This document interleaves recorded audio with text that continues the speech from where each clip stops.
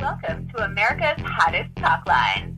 Guys, hot ladies are waiting to talk to you. Vinegar syndrome. Guys. If you only see one movie this year, it should be Frankenhooker. I have a lot that I will be watching. I will be watching some stuff soon, okay? Bye, runner. And the drunken uncle who just will not leave, Runner, the original OG Runner. That's new. And this new one, and that's Air Force One. Get off my plane. I think Sony paid you a bunch of money to talk about all their steelbooks tonight. This is a movie I didn't think I'd like as much as I did. I know it was like really popular because it like won some Oscars and whatever, but Debbie Does Dallas. They actually produced crew jackets. Like, the movie never went into production, but it's got a Delta Force 2 motion. Hey, that works either way. That's cool. And then everybody asks about, what's it like being a part of a movie that bombed, or are you still talking about that? I said, look, I'd much rather be the leader of a squad in a movie than be the lead of a movie in the summer of '87 that no one remembers what it was. Is anyone even there still? I don't even know. Yeah, we're just listening. Okay. I was like, no one's saying it. Like, really into the story. Just for instance, like, I mean, they've got all sorts of stuff.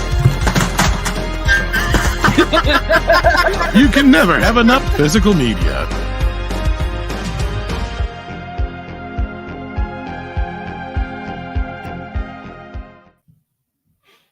Hello, followers, and welcome back to the Physical Media Show here tonight on FanZcene Vids.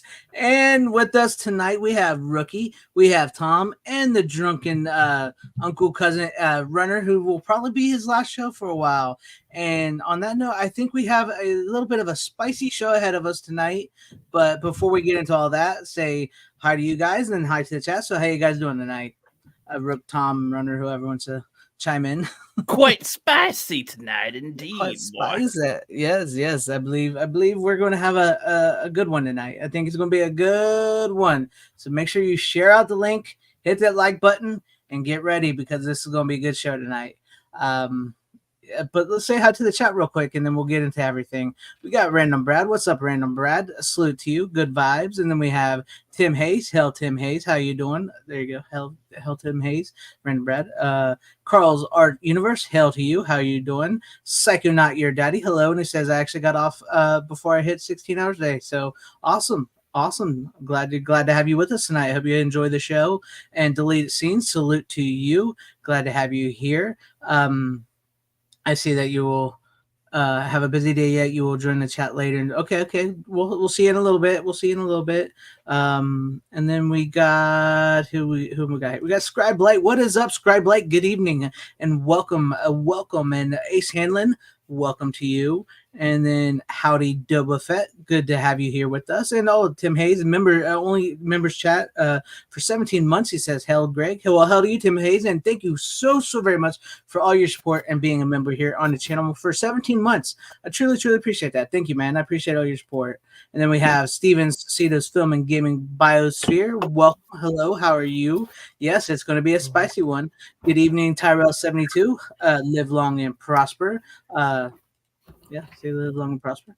I remember doing that gym class one day, and the gym teacher was like, "How the hell do you even know that?" And I was like, "Well, he didn't say hell." But I was like in like fourth grade or something. So I was like, I watched Star Trek with my dad. So what's up, Duck Nation? How you doing? Yes, I believe Tom is going to rage tonight. We're going to have a rage.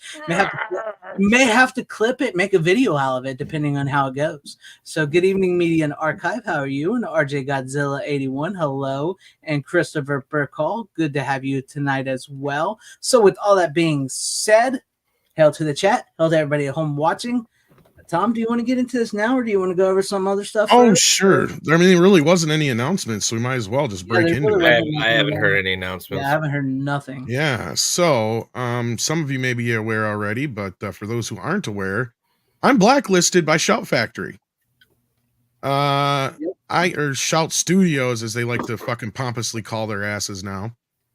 This goes back to October where they screwed up an order of mine. Okay. They have never responded to any of my customer service responses, but if you give them a bad review on Trustpilot, they respond quickly.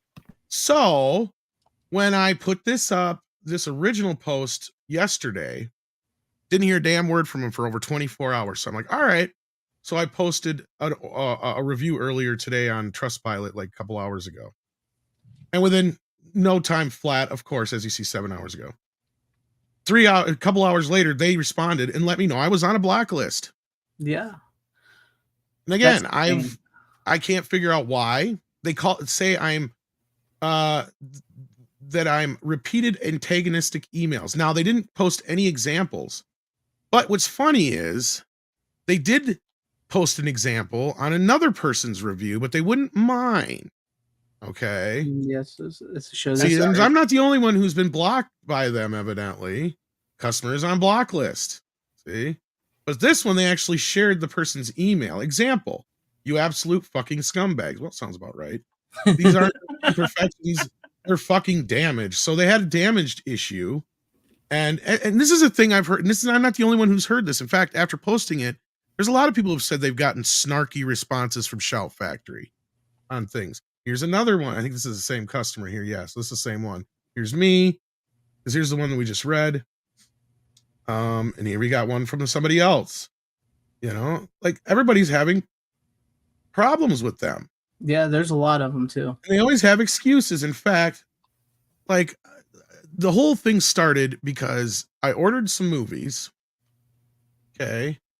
And then the day after that, one of them went on sale, and I tried to reach out to them and they did not get back to me. And what I did, so I did a review and they got back to me, and this was their response. Yep. Because they couldn't combine orders. Although I've never had a problem combining orders with Kino.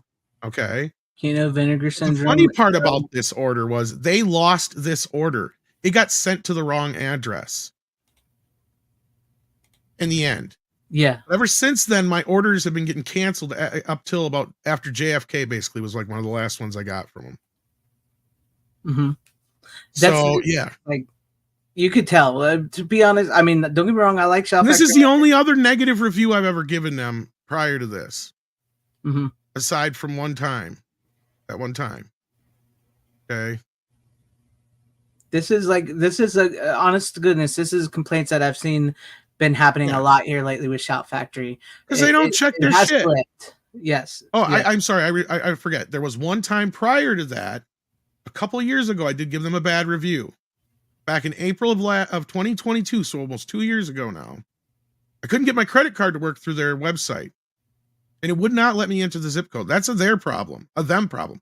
Yet they tried to blame it on something else. Okay? So go figure. They have had some of the shittiest customer service I've ever had in my life. And I've dealt with Arrow, I've dealt with Kino, I've dealt with all these other guys. None of them are as bad as this. Now, I'm not telling you not to buy stuff from them, but that's up to you guys. Just keep in mind they could block you at any time. Yeah. So. And honestly, this is a case where probably ordering Shout and Scream titles from Amazon will probably be the better option. Honestly, the sad part is, and this is what pisses me off, and this is how I figured it out, is unlawful entry was getting low on stock. So I ordered it, and they canceled my order right after I ordered it, and they took my money. Yeah. So each one of these orders, they took my money for the orders. Then they systematically canceled them all. Like somebody was having a little fit. That is, I mean, and the thing that they won't give you an answer for the reason why they canceled. I finally got an answer on Trustpilot. Yes, that's my point. So they can try and act like they're innocent in this whole thing. All they fucking want. They are the fucking problem. Mm-hmm. And I wouldn't give a shit if they didn't have site exclusives. Right. And then now if I want those, I'm going to have to go travel eBay. And pay twice as much, probably. Pay twice as 3D, 4 times as much. Yeah. Exactly. That's what I'm saying. That's what we talked about. It's not like, look, I'm sure some of you will reach out to me. I'm sure I got enough friends on this panel that would gladly help me out, but you don't live in the same area. So that means you got to reship them to me. I probably know enough people around me that I can probably have them order shit for me, but that's not even the fucking point. The fact that they could do this to anybody should be the point. And don't think I'm not going to use the fact that I have a platform at this point. I don't give a fuck if somebody calls me a Karen. This shit needs to be called out. I'm not asking for anything special. It does. All I'm asking is for the shit I paid for. 100%. I think you deserve it. And I think Shout Factory has gotten to the point where they've become too big for their britches.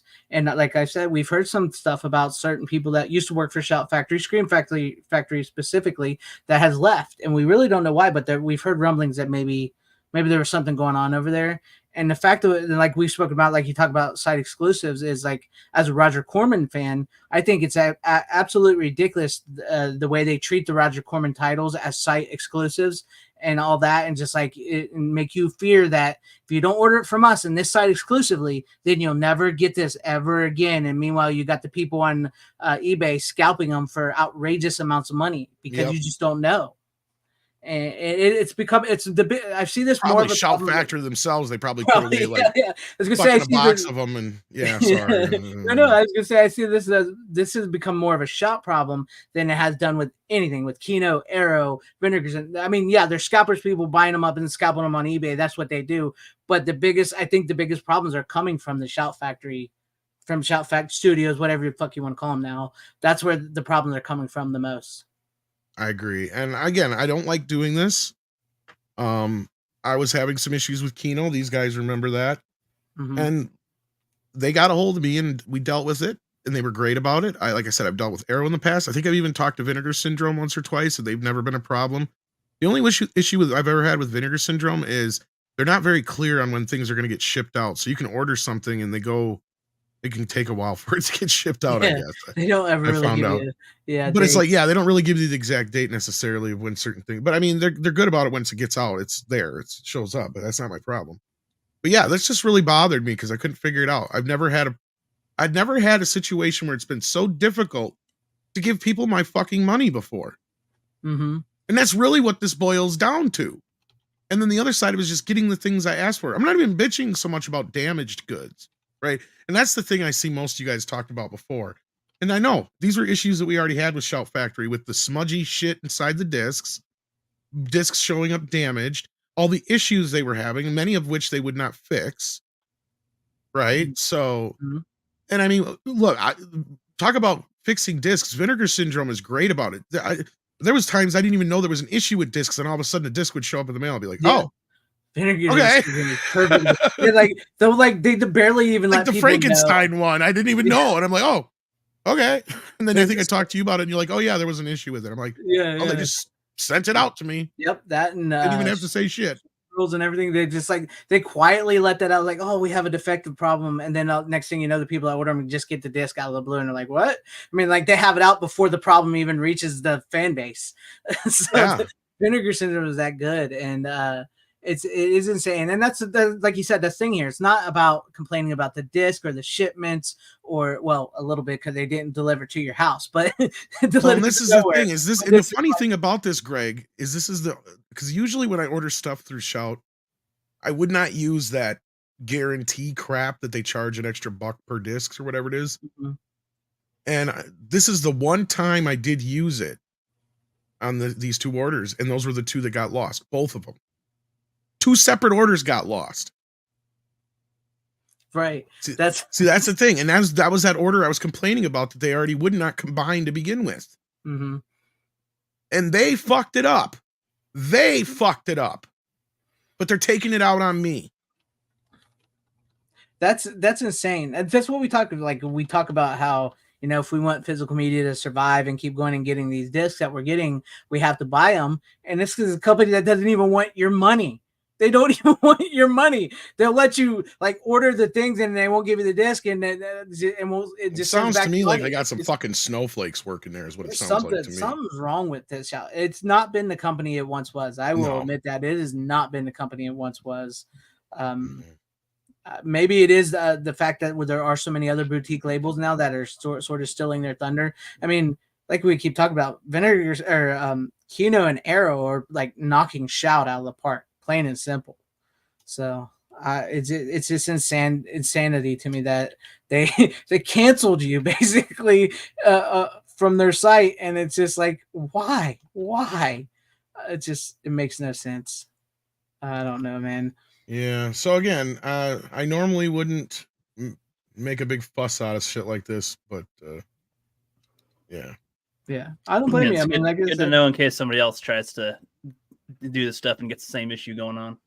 Well, it looks like he's showing examples there. It does look like he's not the only one. There's a few people there that. Well, and the other thing that stuck out to me though was that other guy that they blacklisted. They actually showed an example of what he was saying. Show an example of what I'm saying. Yeah. That's so antagonistic.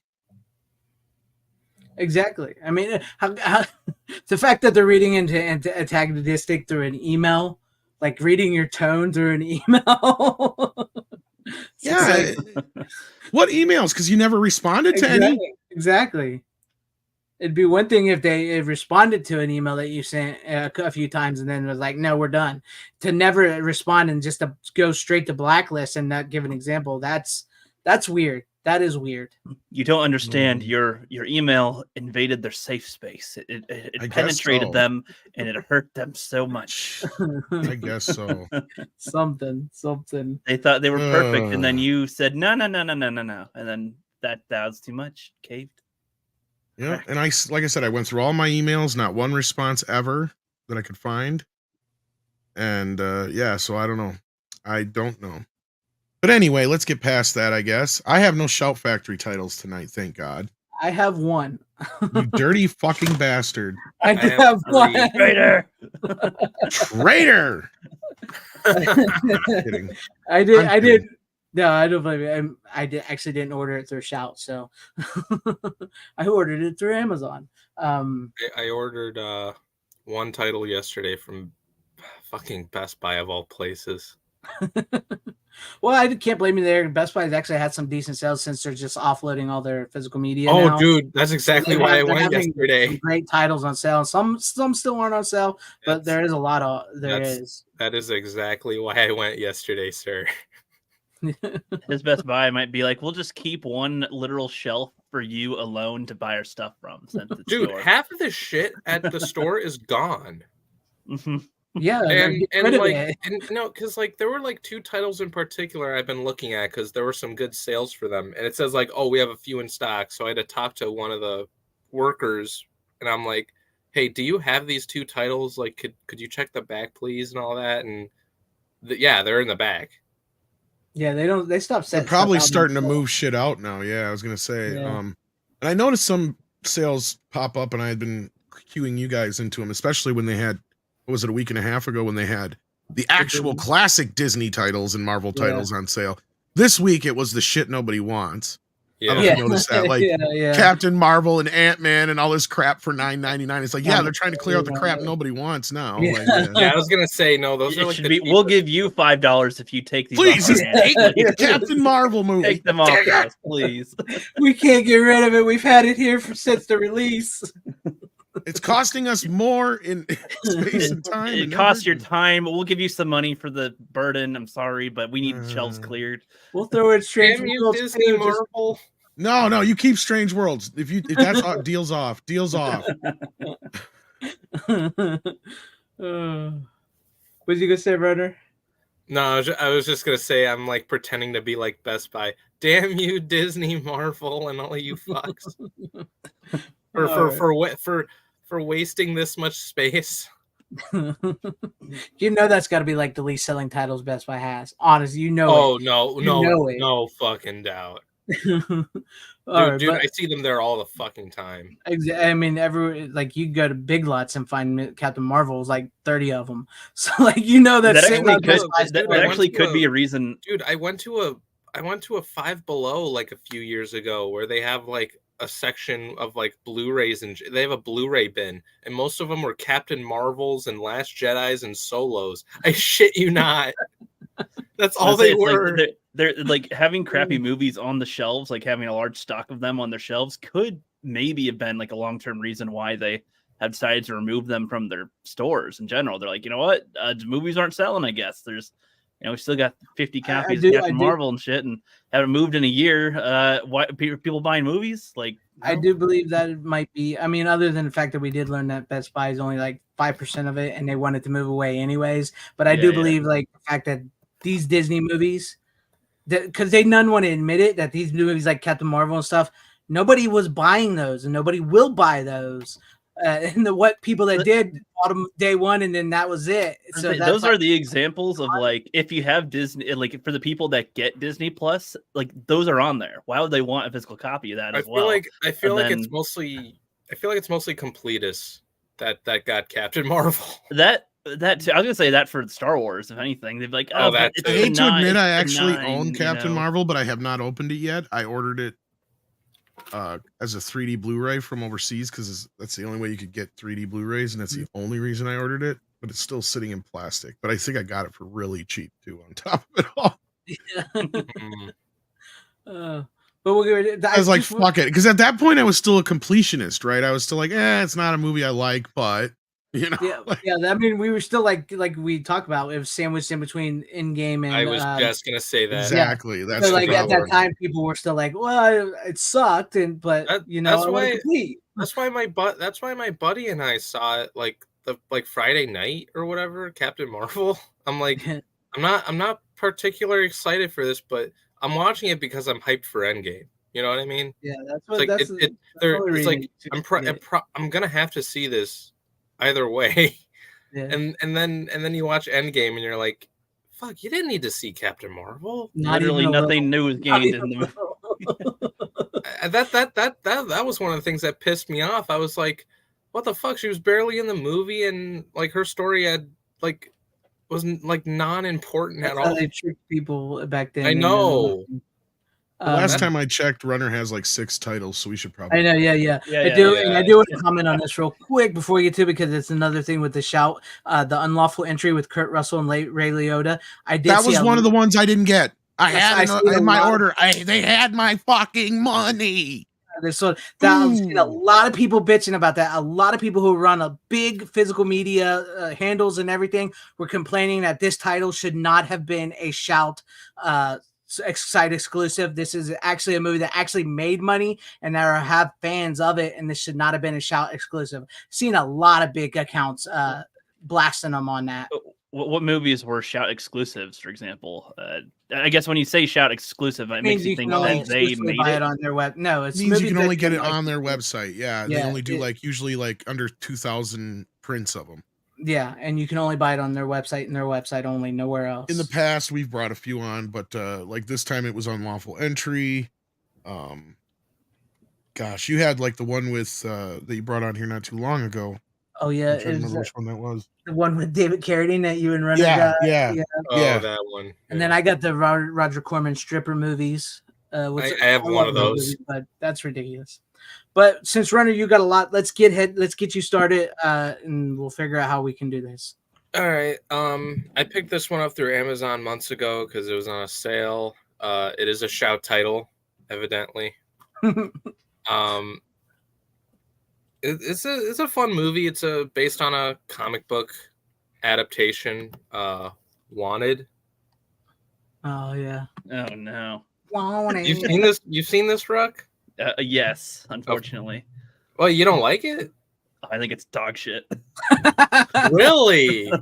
Entirely, yes. It's awful.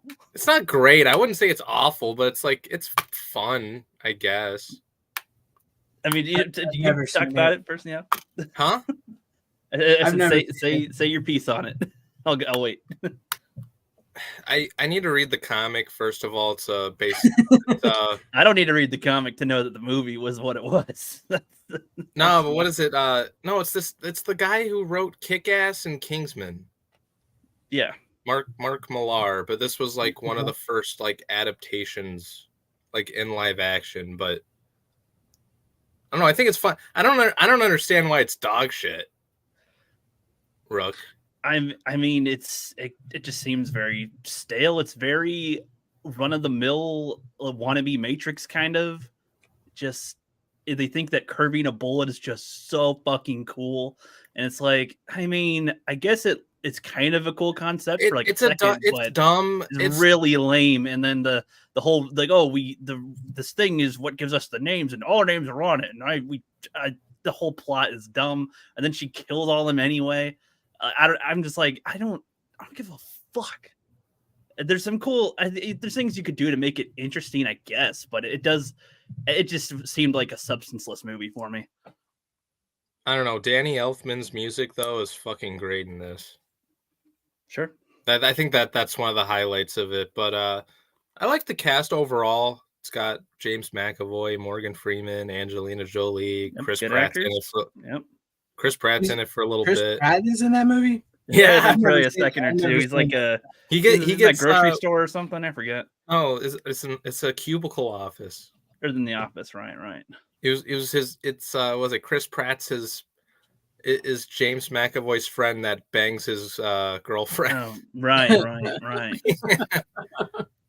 I wish I could talk to you, but I have never seen this movie, so I don't know.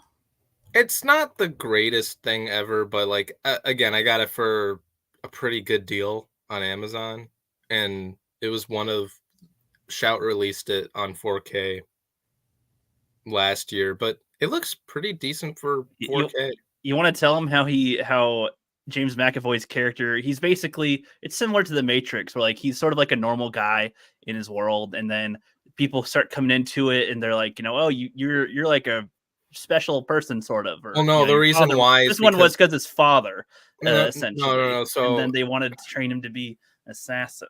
Well, no, they want him to kill his father. That is why they get him. They want him to kill his father. That's a spoiler. Yeah, but I don't think they're gonna see this. Okay. Now that we're telling spoilers, we're talking about the plot. Yeah. So James McAvoy, right there, who's very good in this. I mean, he's good in literally anything he's in, even if it's not good. But yeah, sure. Basically, he has these what do you call them? Like anxiety, like mental problems and whatnot. But apparently they're like superpowers. Apparently, once he meets Morgan Freeman, he tells him to shoot the wings off the flies. He has trouble focusing or something, and he has like trouble focusing, and then he can like hyper focus or something. Is essentially what he does. And yeah, they like train him to be like a super assassin, sorta. And it's just at some point he feels like, oh, this isn't cool, and then he equips all these rats with bombs. And then just drives a truck into the like assassin office. Yeah. And then the rats are like why he's able to single-handedly destroy all of them pretty much. Like, and then I'm not trying to defend the movie when I say this, Rook, but if you know anything about Mark Millar's writing, he writes some batshit crazy stuff in his like original stuff. Yeah, I guess I'm just saying. I think they could have probably translated it better in movie form. No, that's this one. But like curving the bullet is one of those things. That's why Kingsman is kind of the way it is. I think the least crazy, or I'd say maybe the most realistic. Kingsman's a better version of the concept, I guess. I wasn't a fan of Kingsman. I know you weren't, Greg, but I thought Kingsman was a better movie than. You can't curve a bullet in real life, right? Yeah. No shit. That's my point. There's a lot of things they do in films with guns that you can't do in real life. I know you can't curve a bullet. I know, but of all the dumbest things that they could come up with in a movie. Yeah, I mean that's what I'm kind of saying. I'm like I kind of get it, but it's not that interesting. Unless that's how they got JFK. It's like to me that'd be fine if like there was a better if there's a better draw to the story, and then this was just one of the like, oh, it's a slightly neat move that a character, like one or two characters, can do. I don't care. Don't focus on it too much. It's not that impressive, really. I don't know. It just seems okay. Yeah, it's a magic bullet.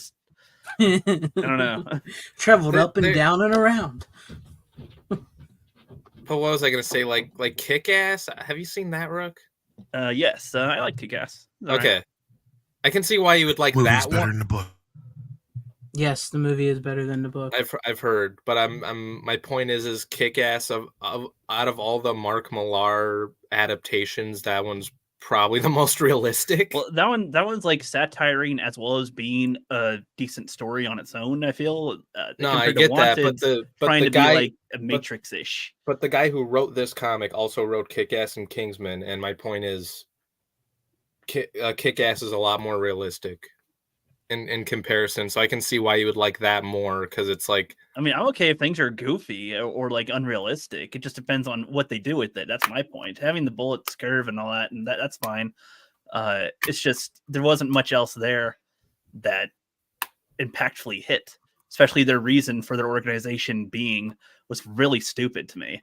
And the way that Morgan Freeman talks about it, I don't know. It was just kind of lame. It was just like, oh, I mean, John Wick's like assassin organization sounds cool. The less you just know a little bit.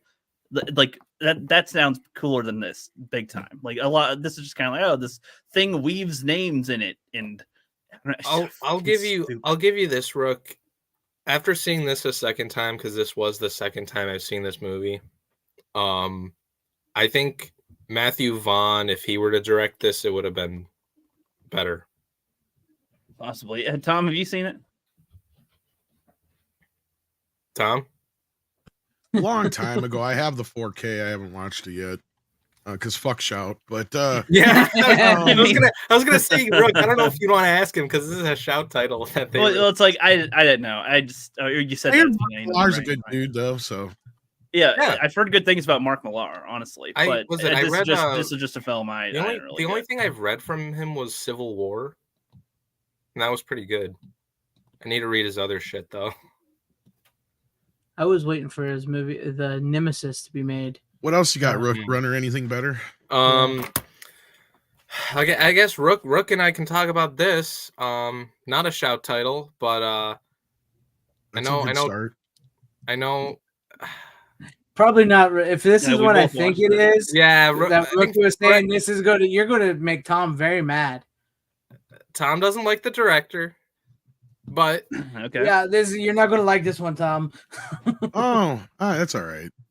Yeah, it's his best movie. I have it. I haven't watched the 4K yet. I know I think it's an upconvert though. Okay. Maybe. I don't know. I'm trying to remember. I'd have to look. The only big difference with the ultimate cut, really, for what I've noticed, is it. Of course, it has the animation of what's that comic that kid reads? Yeah, the Black Knight or something, or yeah, Black something like that. And they just show like extended cuts of like the kid talking to the owner of the shop, and the owner of the shop talking what's his name, Walter Kovac. It's a very graphic, intense little story though for it. That's what that is. To be honest with you, I liked the theatrical cut. I personally think the theatrical cut is. I haven't seen the theatrical cut. I don't mind the other versions. My issue is like in hindsight now, I wonder if I can watch it and still enjoy it like I did back then, because Watchmen was one of my favorite comic book stories, as many people's, right? Mm-hmm. Yeah. And I was a huge fan of I think HBO did it when they did the motion comics of it. Oh yeah, because that is amazing, and I think they're actually in that set, if I'm not mistaken. If not, they're on one of the older sets. But where the motion comic is literally just the entire comic done in kind of a quasi animated form. Yeah, like read by like somebody like audiobook form. Yeah, it's amazing. Yeah, it's really and good. that version alone is like 8+ hours long. So you already have an idea if they were to do this proper. It's going to take a bit. Yeah. I don't know how whoever wrote this managed to compress it all down, but then Zack Snyder decided to fuck with that and slow shit down. So I guess, but I'd say, honestly, having seen his other stuff, this is his. No, from what I've seen, that's probably the best. Yes, this is one of his better films, but that's because he had a lot to work from, like with 300. Yeah, when he has something to visually work from. Yeah, compared to Zack Snyder, like right now not as much slow motion here. At least that wasn't. Yeah, there was. I feel like distracting. it was used a lot better in this for specific scenes or moments to enhance like an action scene real quick. A thing that you wouldn't notice on a quick thing, they slow it down for just like that extra second or two, and then continue it on, rather than it being like a needless sesame seed falling or a door closing, people walking. They didn't do it like that, so. It does well. I think it has a good intro credits too. It like has the opening credits play like after the comedian gets killed in the beginning. Yeah, and they're like showing parts of the story sort of progress as the credits are playing. Which I kind of like. Well, that's where they used to do a lot of the history of the I characters like without that. having to dive into it later on. Yeah, Yeah, I because like it's that an use of alternate credits. 1985. Yeah. So like the history is a bit different. And you should really read the graphic novel. Graphic novel is amazing. I do have the graphic novel. I just haven't. I've read half it of it. I need to finish it. Oh, it's amazing. I do think it's like, here's the thing, like I'll say this, like having only read like half of it, I've noticed like there is some stuff they left out, but it's like you don't need to put that stuff in a movie. The big difference and the big debate among people is the ending. I think I don't know about the ending. I was going to say, to be honest, I know it might be wrong, but I kind of like the ending they came up with within the movie. Not that the ending in the comic book is bad; it's a good ending, but I kind of like the ending. I've heard other people say that. Hold on, I don't know what the comic ending is. I'm okay if you say I don't either. For contrast, I thought you said you read the comic, Rook. I said I have the comic. I have not read the comic. Oh, gotcha. Okay. Well, the big difference, and I've heard it from different angles. See, I personally didn't mind it at the time. I've talked about it with a few different people, and I understand other people's point of view who don't like it because of what it does to the character of Dr. Manhattan. Mm-hmm. But I also understand it because at that point, the character is kind of useless on Earth anyway, and he's going to leave anyhow. So the difference is in the comic book, Ozymandias has this weird squid alien just drop into New York and destroy the city. Yeah. In the movie, he has it be like this nuclear bomb set off by Doc Manhattan. Yeah, with his energy. Okay. And otherwise, it plays out exactly the same.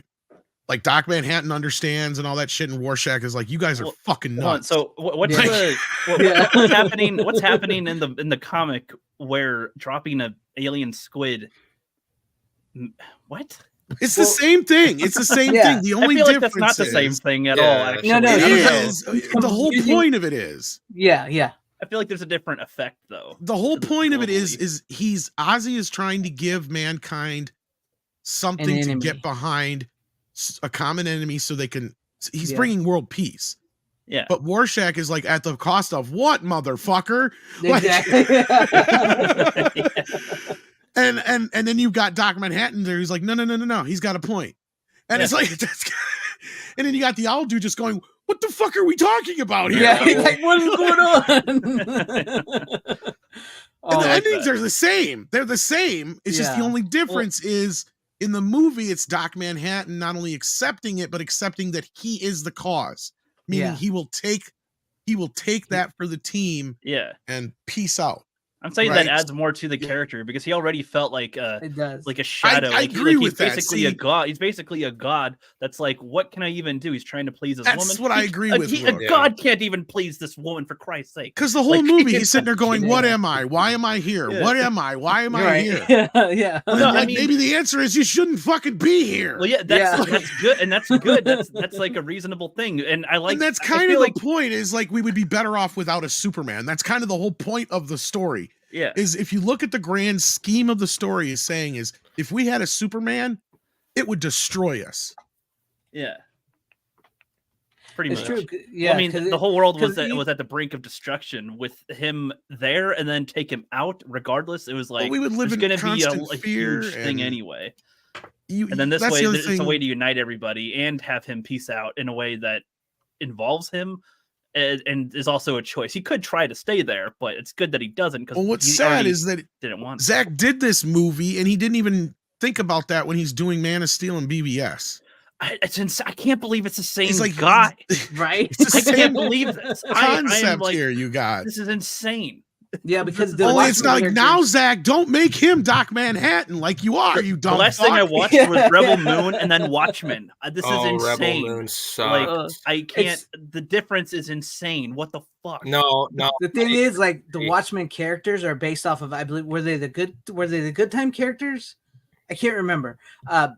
They were, because he was originally going to use like Alan Moore was originally going to use those characters. Like Rorschach was the Question, and like the Superman character was like this. I believe was like Superman, like Dr. Right? Yeah, Manhattan was I like thought Superman. that the Rorschach was the Question or something at first. Yeah, when I first saw him that's who and they stuff, so I he was confused going to on use, who but they were. told him when he went in and pitched it, it's like you can't use those characters.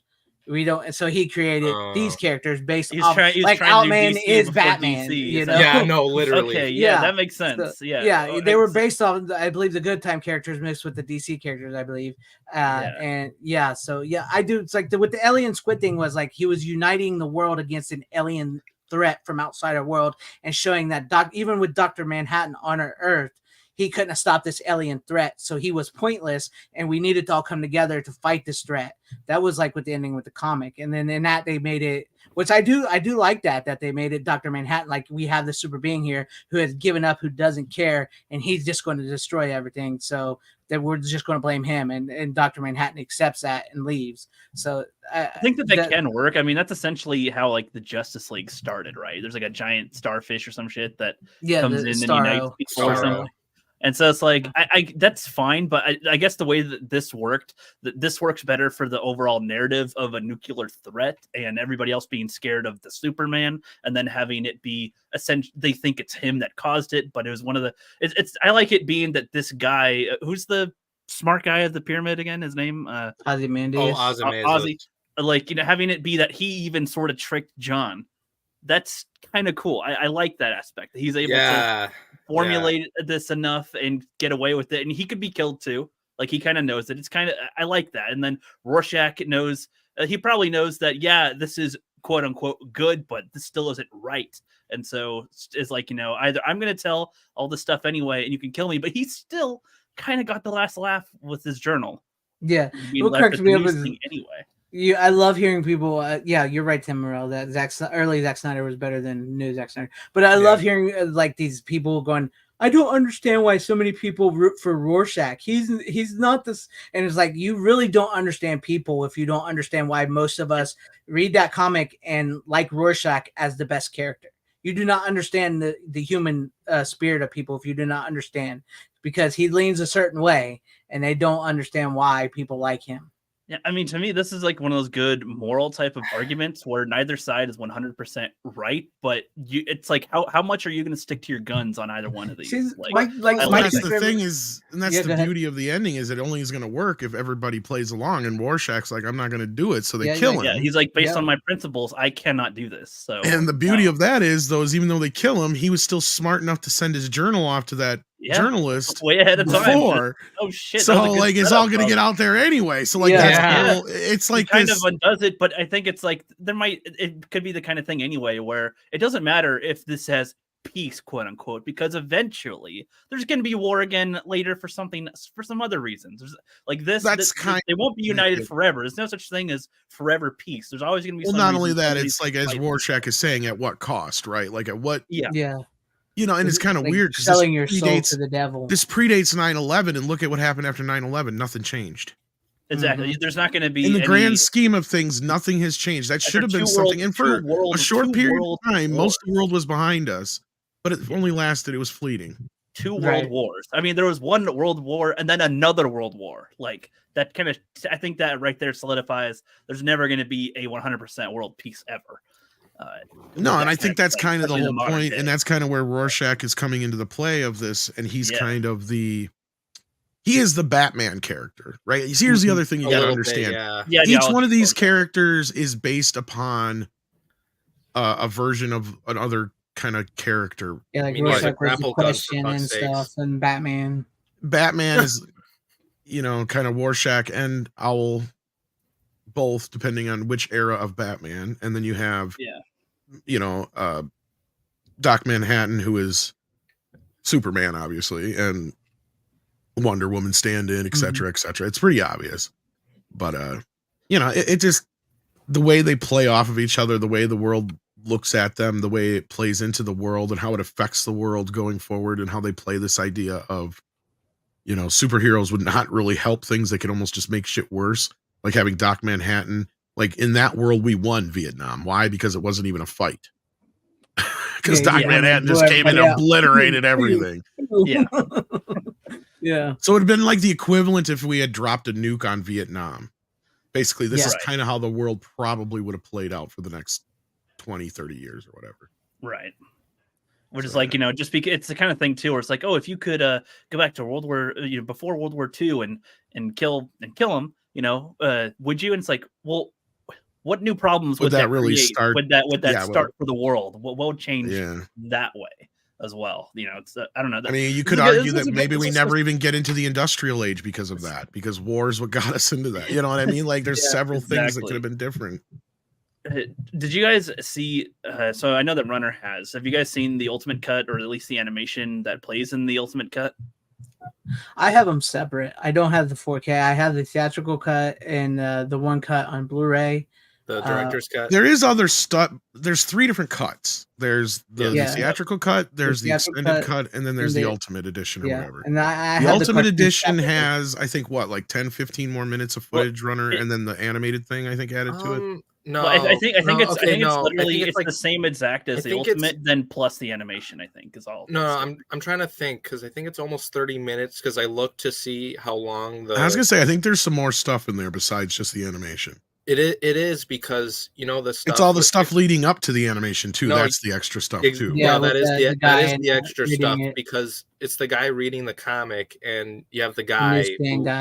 It's basically the Greek chorus or whatever of the story, which is the 2 guys that are constantly the 2 guys at the newsstand. Yeah, right. Yeah, so where the kid's reading the comic book. Yeah, and the guy who runs the newsstand, like there's like a scene between where he's talking to Walter Kovacs, trying to pretend to be a homeless dude and shit, and there's like extended scenes of the gang that kill the old owl man. So like those are like the extended shit. I do prefer the Ultimate Cut, but the theatrical cut is decent enough. I mean, the theatrical cut gives you everything. I've never. It's from what I've heard, I've never heard anybody say there's a bad version of the Watchmen movies. So not really. It just depends on how long you want to sit down. What you want to do, how long you want to be there, what you want to get out of it, pretty much. I've never seen the theatrical cut just because I looked up online like which. There you go. Rack Freighter, right? I'm pretty sure the guy who voices the main character in the animation is Gerard Butler. It is Gerard Butler. Yeah. Because I saw him in the credits in the Ultimate Cut. I'm like, what the fuck? Like, what does he play in this role, right? What does he play? like fucking Leonidas? But I was gonna say, what do you guys think of that story, of the animation story? All right. Yeah, honestly, but I just thought it was grotesque, man. Like he's got the boat of corpses of his friends, and he's like going insane in the ocean. Like it was. I thought it was. Well, it's kind of supposed to parallel the story of what's going on in the Watchmen. Yeah, exactly. Especially when you get to the reveals. It's like, I kind of like that whole thing with the writing on the corpses. It's like, okay, at what cost did we get to here? Yeah. See, I'll be honest, cut because I think there's stuff, that the stuff that leaves out that goes with the comic. I like that fact that they decided to put that back in because it matches the comic a little more. But even at 3 hours long, I like the theatrical cut because it's short and sweet compared to all the extras, and I have all the extras separately anyway, so I'm good that way. Yeah, this isn't exactly the same as the Lord of the Rings, where you almost got to say, no, you got to see the extended cut. Yeah, this is like you can see their cut. Yeah, you can get away with just watching the theatrical. Part of myself prefers the director's cut in a way. But that's because that's like the one I've watched for like the longest time. Well, the only, like I said, the big main difference is the black freighter stuff. Exactly. And all the stuff surrounding that. So it all depends on if you really want that to be a part of the story or not. Yeah. To me, that's just like a good bonus, but not necessary for the thing. See, the black freighter storyline thing, like it is cool. I like the animation a lot and all that. But there were times when it would cut to that, I always felt like they were like commercial breaks. Well, and it's hard to translate into the movie. See, that's the one thing I know. Because in the comic, the way it works is like you're reading the comic along with the kid, right? So it's like it's in a comic, so it works in that medium. Yeah. Yes. Man, like, Yeah. this kid's slow as hell to read a comic book. Jesus I almost Christ, wish he's they taking hadn't days done it to in do animation, although it's cool to have it in animation. I almost wish, Yeah. because at first, if they had introduced it as like live action, like all of a sudden you're just cut into this other story and you don't know what the hell's going on, because that's kind of the way the comic is supposed to be. Yeah. And then you know after that first interaction with it, but then after that point, it's like, okay, fine. But to me, I wonder if it would have resonated better or worked better in the film form had they just done it live action like everything else. Right. Yes, the kid's still reading a comic, but in his mind, Yeah. he's just Yeah, you I, know, I maybe appreciate kinda the pull out, animation like, the attempt, Ang Lee but I Hulk agree stuff. they probably did something that flowed better with the movie and stuff. it to me feels like this is the only way that Zach could get it in the movie, and he compromised. That's Because what there I was no thought way they too. were going to give him the kind of money to They're actually probably shoot gonna say, those "You don't scenes. make this Oh, cut." He's hell like, no. "Can I please have this cut?" And no, and it's like, "What if it's with that kid over here? Why is he taking a week to read a comic book? Shut up." And I guarantee you, he took like a day aside from where because he had them cast in there for the standard version, and then he literally just took a day aside and just had him film the other 2-3 sides Yeah. to that, Right. and then had because the animation is not great. It's not like quality. fantastic, but it's like No, it's pretty. But Yeah, it's chintzy. I appreciate the Yeah. attempt, but I agree. Yeah, all could have been. Can we just say that Zack Snyder is becoming the new Ridley Scott with all these multiple director's cuts? Well, I should have saw it See, coming but- then. See, but But yeah. I'll say this: Yeah. like, I'm not trying to defend Snyder or anything, but like, at least with the thing with Ridley Scott, he has a director's cut for like every single goddamn movie he's made. So does Zack Snyder anymore. No, nope, 300 and Man of I Steel do believe not there is have a extended 300. cut. I do think there is a 300 director's cut Bullshit. somewhere. Nope, I don't know about- I could whenever have I sworn I looked heard up- something about that. No. nope, not Man of Steel either. Not There those would be two if they'd anyway. let him, probably. Yeah, there would be if they let him probably. That'd just be kind of dumb at that point. But like, and you know, I don't mean to get into Rebel Moon. Rook and I can talk And about it. But technically, Ridley Scott doesn't have one for every film, and he Yeah, did not up for to a every- point until Alien. But that's the only one you can give That him was- credit for because he was forced to do that one, kind of. oh, Yeah. okay. I was gonna Because say 20th like, Century Fox wanted him to do something to the movie for the anniversary, but a lot of fans weren't too happy with what he did. Yeah. no, an extended cut for that movie is fucking stupid. That's where I'm like, now I know why. Tom Well, Pitts it is wouldn't have about been so Ridley. bad, but what he did was he cut some other shit out and added other things in. It's like, why did you take the other shit out, you dumbass? And then he changed the color timing. And the color is all green and shit in the director's cut. It's like, why is everything green? Yeah. Yeah. No, but like, no, because like, back to my point, like, and you know, as Rook and I can talk about because we've seen Rebel Moon. I didn't like the movie, Yeah, shit. even as a Zack Snyder fan for the most part. I did not like it. And, you know, I remember Rook telling me like, oh my God, I can't believe it's the same director.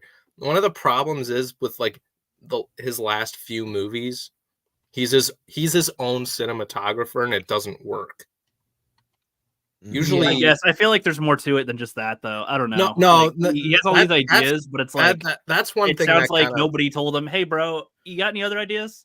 Like, Plus, another thing is like compare the slow motion to Watchmen to Rebel Moon. It's like Rebel Moon. It's distracting. It's like it's so fucking easy to like 'cause there's realize. no place in there where it makes any sense. No, I It's just agree. randomly in there, I agree, randomly in 100%. And like the other problem is because it's a straight to streaming movie, just fucking release the director's cut, not the Yeah, I think theatrical he thinks cut. I think he thinks he has a gimmick now, where he can get more attention by having multiple cuts. But No, it's honestly just yeah, going to turn people no, away 'cause- from it that might have watched it. Well, I no, don't give a because shit anymore. Netflix wants to do they want to captivate off of the release the Snyder cut It's trend. not going to last. People already don't care. They're already. Well, they no, saw well, the no, movie. there's They 'cause saw there's- part one no, and there's are a- like, okay, I don't want to see Alright. part. There's So a let's, no, but real quick, there's a difference between like releasing his cut of Justice League, where there was like an actual story involved, to where like for like something for a project he was given complete creative control over. Like, no, like it's not the same thing at all. Like, you're not gonna get the same hype. I think let's go ahead and move on. But do we think there's I'm sure there's a multiple I think they're trying to have a political lot of different messages things to in pull Watchmen. from. There are. There's I mean, all kinds of. No, that like the different characters and shit, like, you know, to Greg's point, like, you know, about why people like Rorschach, it's like, honestly, the first time I saw the movie, I'm like, I kind of liked Rorschach mainly because of We're Jackie not Earle supposed to Haley's like him, but performance. yeah. Yeah, you're not supposed to, but most people, because You're not supposed to, but here's the thing, like watching it you recently. don't understand. People don't understand the human spirit because it's that fight or flight, and whether the stuff you have inside of you is like, you know it's wrong, but you also know that he's killing this motherfucker with this hacksaw for a reason, and you know, like, yeah, this could possibly bring about world peace, but damn it, does he have a point where this is just like selling your soul to the devil? It ain't right. So that's what I was just and saying. like plus like there, I mean, not from like a political standpoint, but like there's so many things that like of that character that just feel relatable to me in certain ways. Like Yeah. like don't get me wrong, I don't take a cleaver or whatever and chop people's heads off and all that. But like just like, you know, walking around, you know, the city and shit. Like I do that a lot alone and all that type of stuff. You know, It's just the way it is. I have a few friends and all that type of shit. You know, like all that stuff. At least when I was younger. I mean, but, as far as the actual Watchmen having a communist message in it, I'd actually say, if anything, it's probably an anti-communist message Yeah, I would say because it's Yeah, all I'd say about it's the a- Cold War at that time. But I mean, Yeah. the I'd say movie it's the kind of itself, thing where you could take a lot of different stuff from the movie. unless they imprinted something in there that I'm missing, then no, I don't think so. I 'cause mean, Zack the fact, Snyder's the smart fact enough. they had at least 4 different characters have a different perspective at the end, I thought, you know, that alone says they're trying to get across different perspectives. I mean, the audience is basically supposed to more or less see themselves as the owl guy. What's his name? Night Owl. Night Owl. I Yeah. guess. I mean, the comedian, even, you know, like in a small way, his stuff that he does in the movie. Oh, like, he's a damn, sadistic fucking freak, man. Yeah. Well, yeah, it's just no, like, dude, oh, like he yeah, he that's- represents like He is the Joker. That's like kind of Yeah, no, I was I'm about to say, yeah, it's I'm just crazy. saying he represents like gun violence in like the most insane way ever. also is a representative of the go pro America 80s Reagan, like Rambo type, like fuck shit up and ask questions later kind of guy. Yeah, Well, I mean, but I love that, when like, he's like, you know, what like are we he's doing, very man? much like he's like the most pro gun guy, like that's what he represents to me anyway. I mean, Like, I guess I didn't related get to that it. specifically. He just like, Yeah, you know, killing he was essentially. like, It wasn't, He killed JFK. yeah. His whole thing was like No, he but thought he- every no, like he- you said, he's a Joker. He thought everything was a joke, so it didn't Yeah, matter. Well, not to just him. that, he's a puppet. He's a tool Yeah, of he the did government whatever he was until told. and yeah, I like Ozzy how the comes in owl and was like, you kills know, him, what yeah. what happened to the American dream? And he's like, we got it. That's what this is. Like, Yeah. No, I know that's the essentially, it is point like- that's the point I'm trying to make. It's what Yeah. he believes in. Like I mean, look, Well, I'd say it's. Well, I don't even know if it's as much. As Joey belief, just that's said just subtle, how but he that's is. funny he used that term for something else because it's not so subtle when you have the comedian killing JFK and he's basically I think you're saying that ironically, like subtle. No, I know he's talking about something Yeah. else, but I mean, like, no, it isn't. It's because it's pretty spot on the nose who the comedian is. He's a puppet of the right in the Yeah. movie. Like, Yeah. he's like, if anything, like that's the thing though. You got to remember when this movie came out, though, the right was seen as warmongers, right? Like that.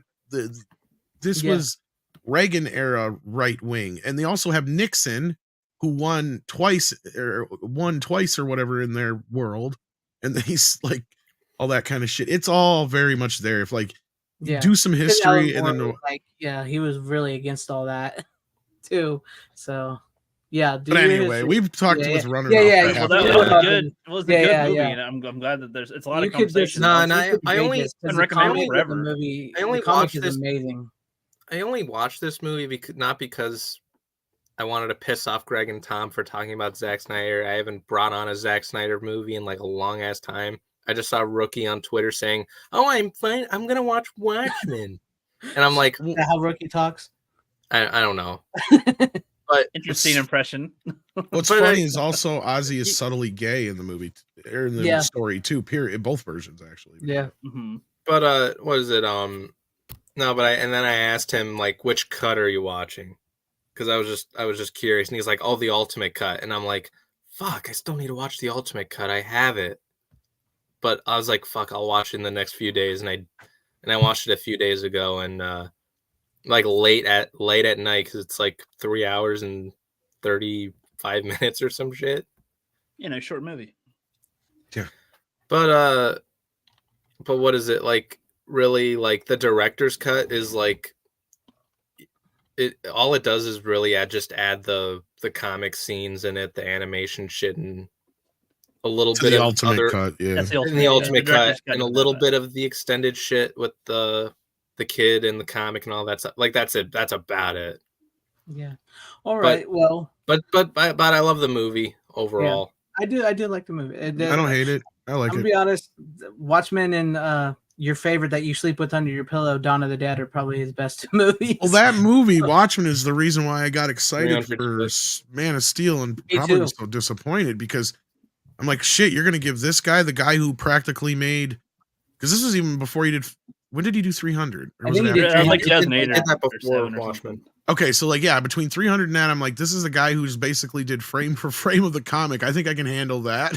Like, Yeah. like, okay, good. He's just gonna take a comic and he's just gonna copy it. I'm fine. Okay. I think I feel like if you just give Snyder like a better script to work with, like depending on, I don't know. I don't know anymore now. He don't likes have his David vision S. too Goyer much. write He's- it. Yeah, that too. I don't know.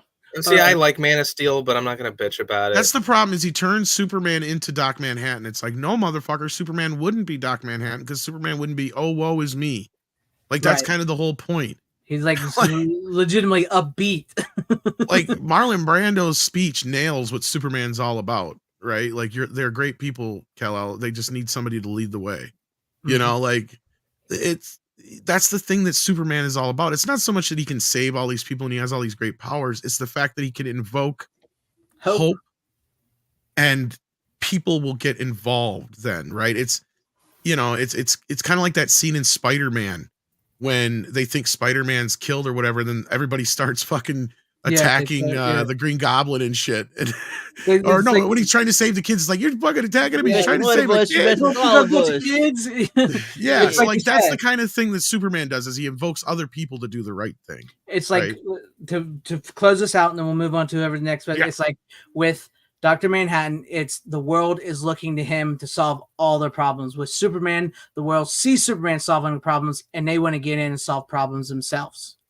That's where it works. That's the way it should work. Yes, exactly. Yes, Yeah. that's the difference. So, but, but that's how when Rook, I know you had 2. Tom has 3. I had 3. We haven't done. I'd say you or Tom go next. Yeah, I was gonna say because I know Runner's got 4 more. So we'll go to Tom and then we'll me. All right. Well, I needed a laugh last week. So before I listened to that AI George Carlin thing. Oh God. I watched a classic, Oh, you truly watched one of the the lyrics? greatest stand-up Nice. comedy specials of all time.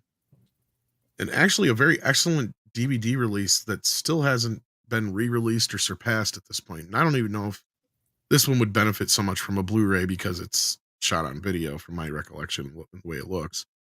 But this is the entire concert, plus some deleted bits and 20+ minute interview with Eddie Murphy talking about stand-up, which is a rarity, folks. Yeah. For those who don't know, Eddie does not do a lot of interviews, right? You can go through any of his old Blu-rays and stuff. If there's stuff of Eddie Murphy on there talking, 99.9% of the time, it's stuff that was filmed at the time they were making it. It's stuff for the EPK or whatever. Yeah. Because he is not somebody who does a lot of sit-down interviews. So that's a rare treat on this. So if you can still get your hands on this, highly recommend it. I mean, don't expect that much out of the quality considering the source. Yeah. Yeah, I mean it's a TV special shot on video, and I'm pretty damn sure it was shot on video. Yeah. But it is still one of the most hilarious 70 minutes of stand-up you will ever watch. Oh, he's freaking hilarious. I wonder if we'll ever get that in Blu-ray because I know we're getting Raw. I wonder if that will ever make its way. Well, it's funny you mention that because that was part of the reason I watched it because I got Raw. Oh, nice. On Blu-ray. Blu-ray. Sweet. I was Now, as meaning far to as no special features whatsoever, not even the trailer. And this is clearly an older scan of it because it doesn't look the greatest. It's because I've had it on HD digital for some time, and I have the DVD somewhere. I looked for it, I couldn't find it. But no, this is about time it finally got a Blu-ray. I mean, it looks good. Don't think it looks Yeah. bad, but I mean, it's just I can tell it's a little bit older scan. It's obviously like not a brand new pristine scan of the film. Right. The concert itself looks great. The part that probably suffers the most is the intro skit as far as the softness of the picture and stuff like that. And you can tell it's a little bit older scan because of that. But no, it sounds great, looks great otherwise. And again, it's a perfect pair with this. Watched them back to back that one night. And then just so happened, I think that same night or the next day, that AI George Carlin thing dropped. And I, after left watching this and then watching that, you're like, oh yeah, big difference there. This is true the comedy. human element. Yeah. Was it hilarious with the AI George Carlin hack? No. No. He would I got one of literally those spotters, grave. get drunk, and start fucking up on Motown songs. I know you want to leave me, but I refuse to let you go, Lillian. If I have to beg and plead to the symphony, I don't mind because you mean that much to me. See, what's funny about that is because that is like you laugh at that if you know, because it is so relatable. Because even out here in the country, when your dads and their brothers are Don't getting go to drunk cookouts. and they're messing Yeah. up old country songs like old Hank Williams and stuff. What and the they're fuck is singing all that noise? Lillian, that bitch is falling down the steps again. I'm drunk, so what? It's beautiful. I got drunk in my house, drinking out of my glass in my motherfucking kitchen. And hey, kiss my ass if you don't like it. That's every dad when he's drunk. Every dad, everywhere. Get that dog away from my food. Because I'm going to kick the motherfucker. It's good. It's good. I haven't seen Delirious in forever. I like I said, I have the raw DVD. Ice but I haven't seen cream. Delirious in forever. The ice cream man is coming. That's because like comedian, like that's what you could like relate to a comedian. Whether it didn't matter. That's like when you hear like him say that he was fans of Elvis or even the fans of George Carlin. You could relate to a comedian. It didn't matter the color because they were telling you these jokes and these stories. That you could relate to regardless of what color, race, religion, whatever Especially you were. like you ever have one of those mothers that'll throw a shoe? Yeah. Right. And then nowadays it's all like the comedians are just not funny. They're just not even telling. You're not related. You can tell Runner and Rook have never seen these. Right. At least, I know. yeah, you guys are just like, what the fuck is he doing? Yeah, I've seen some I'm just stand-up listening. stuff, but it's not the older Eddie Murphy stuff. Seen a lot of Dave Chappelle things from back in the day too, and the Dave Chappelle show and shit, but didn't catch the Eddie Murphy ones. Oh, if you like Dave Chappelle, you'll love Eddie. Oh yeah, I don't- plan. I Yeah, don't at some listen- point I I'll You probably can't even watch go to some San Francisco anymore. I don't. Yeah, I listen go on to like it. stand-up comedy like phases where I really feel like listening to stand-up stuff. But if I'm not in the mood for it really, then I don't want to give them a shot because then I probably won't laugh if I'm not in the mood. I don't know. I think of funny shit sometimes. I can sit around and I wonder if, like, you know, like Ralph Cramden and Ed Norton were like, hey, Norton, I've been watching you. And I know you've been watching me. I want you to come over here and fuck me up the ass. Rook and Runners. Now, is when like, I bend whatever. over, you start fucking. I think Mr. T'd make a.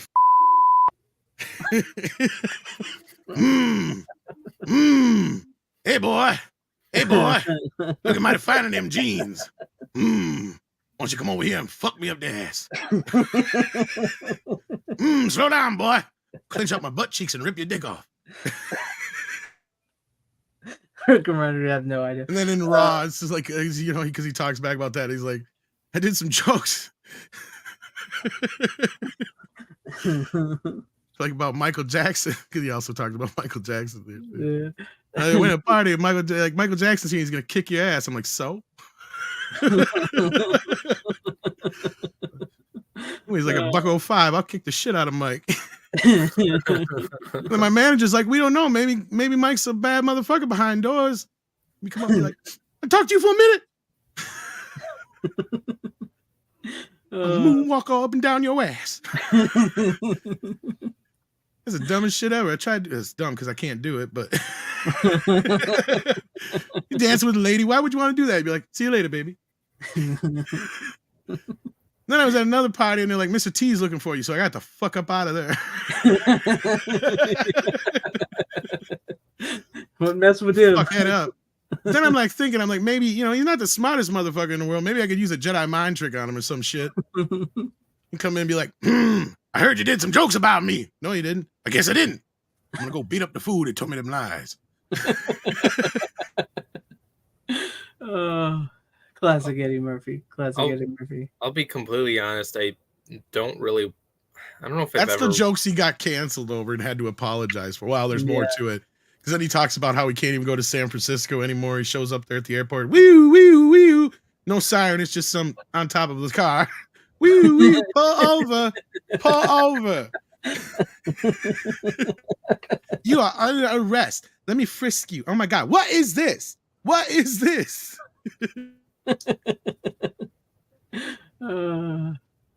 I think if George Carlin was alive today, he would be pissed and he would be having some of the best comedy specials of his career, and he would be ripping into this AI crap and everything. You would probably see a Dave Chappelle and George Carlin like maybe a comedy special together, probably, you know. I don't watch. I was gonna say I don't watch a whole lot of stand-up comedy, so it's not like. I mean, I like Eddie Murphy. Don't get me wrong. I like a lot of the movies I've seen him. Yeah, and I like George Carlin too. Yeah, Richard Pryor is another good one. Of course, Richard. It's like you have the natural progression of Red Fox to Richard Pryor, Eddie Murphy, and then you got Chris Rock, Dave Chappelle. Like that's kind of those guys all fed into one another, and it's almost like they picked up the baton from each other. That makes sense. Mm-hmm.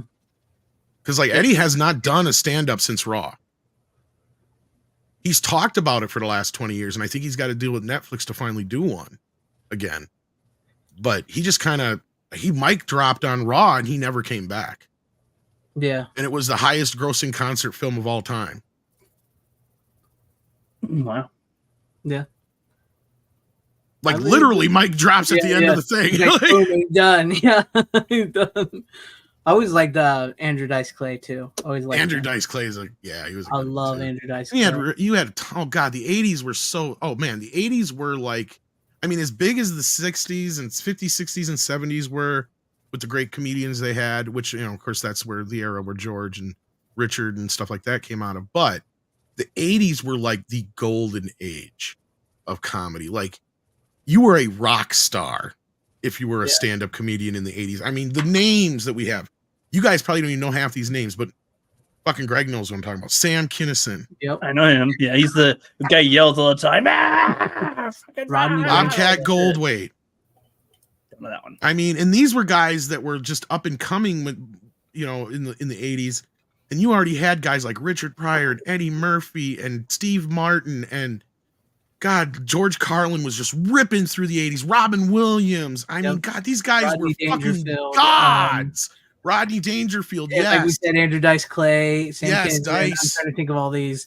God, there were so many in the time. Howie Mandel even. Howie Mandel. I remember watching his. I mean, and Howie Mandel's probably on the lower end of the spectrum. Even Pauly Shore. Right? Like you had that's Jim where he Carrey. came from. We had all these guys. Even Jim Carrey wasn't even considered one of the better stand-ups at the time. But as soon as he blew up in the movies, that's where he shined as far as like, because this guy could do faces and do, you know, like voices and stuff. And that only works so far. But I mean, we even had like Andy Kaufman, which was like not even really technically stand-up, but that was like his was weird shit. Like performance art. Yeah, he was like Phil Hartman, Paul Reiser. Thank you guys in the chat. Like the names just go on and on and on. And the Gallagher, these guys would get Showtime and HBO specials and everything would stop. Right. I mean, I remember everybody would like, oh, so-and-so has a deal tonight. Billy Crystal has a deal tonight on. Whoopi Goldberg has a deal tonight on. Everybody would stop and go watch it at whoever's house had HBO. Right. Like that was always a big deal, like to stop and watch. And then would do the bigger one was when they would do comic relief. And what that was where they would raise money for homeless, but you would have all these comedians come out. But we didn't even get to the ladies yet. You had Roseanne.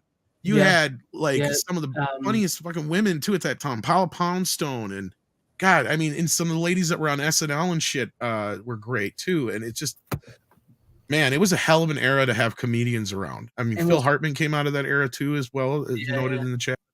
I mean, just What's tons funny- of names. Yeah, what's funny is some of those that are today that were like those comedians, like take for instance Whoopi Goldberg.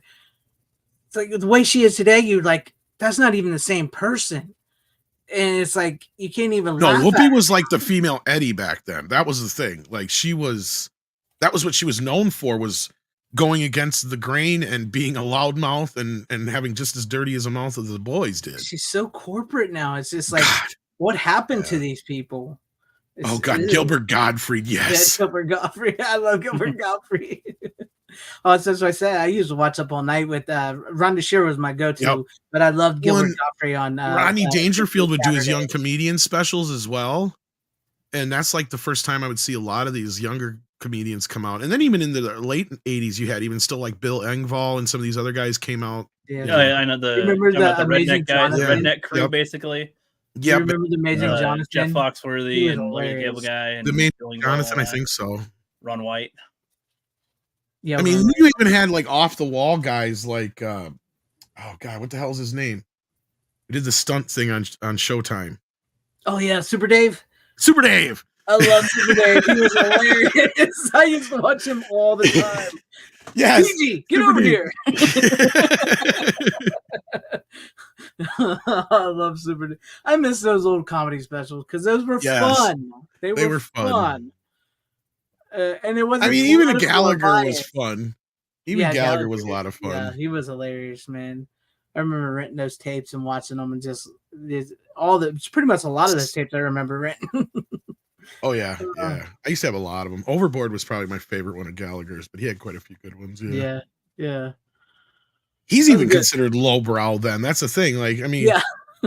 like you could like lowbrow yourself into some good shit even. Like, and they even had that video section. That was, I loved going to the video section in the video stores, the comedy section, right? Where they had all the stand-up Mhm. comedy specials. Even Bill Cosby himself. I hate bringing him up, It was a but stand-up still comedy. one of the greatest fucking comedy specials of all time. I mean, Yeah. As I said, it's a shame to think about some of these where they are today and what they were, how groundbreaking and how like non-political they were, but how just like funny they were. And they were saying stuff that today that would get them canceled. And they're just like, it disgusts you what some of these have become. yeah, you even had better like versus- Lily Tomlin and shit was really big back then. She would do a lot of specials. I remember. Yeah, I just remember sitting in that giant chair. Yep. And even Ellen DeGeneres and Rosie O'Donnell weren't even that bad back then. That's true. Joan Rivers, did she ever get? Oh, Joan Joan Rivers Rivers was was a amazing. goddess back then. I Yeah. mean, she was comedy god back then. Yeah.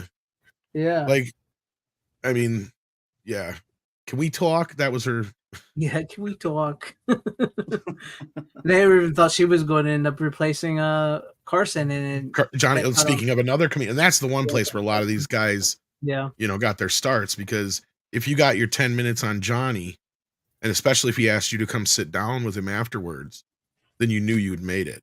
Yeah. Oh God, yeah, Pee Wee Herman. Like, see, that's the other thing. 80s were a big time for avant-garde comedians like Pee Wee, and like we just said, Super Dave would be considered probably an avant-garde kind of comedian. What kind of was and Bob Andy Saget Kaufman. in?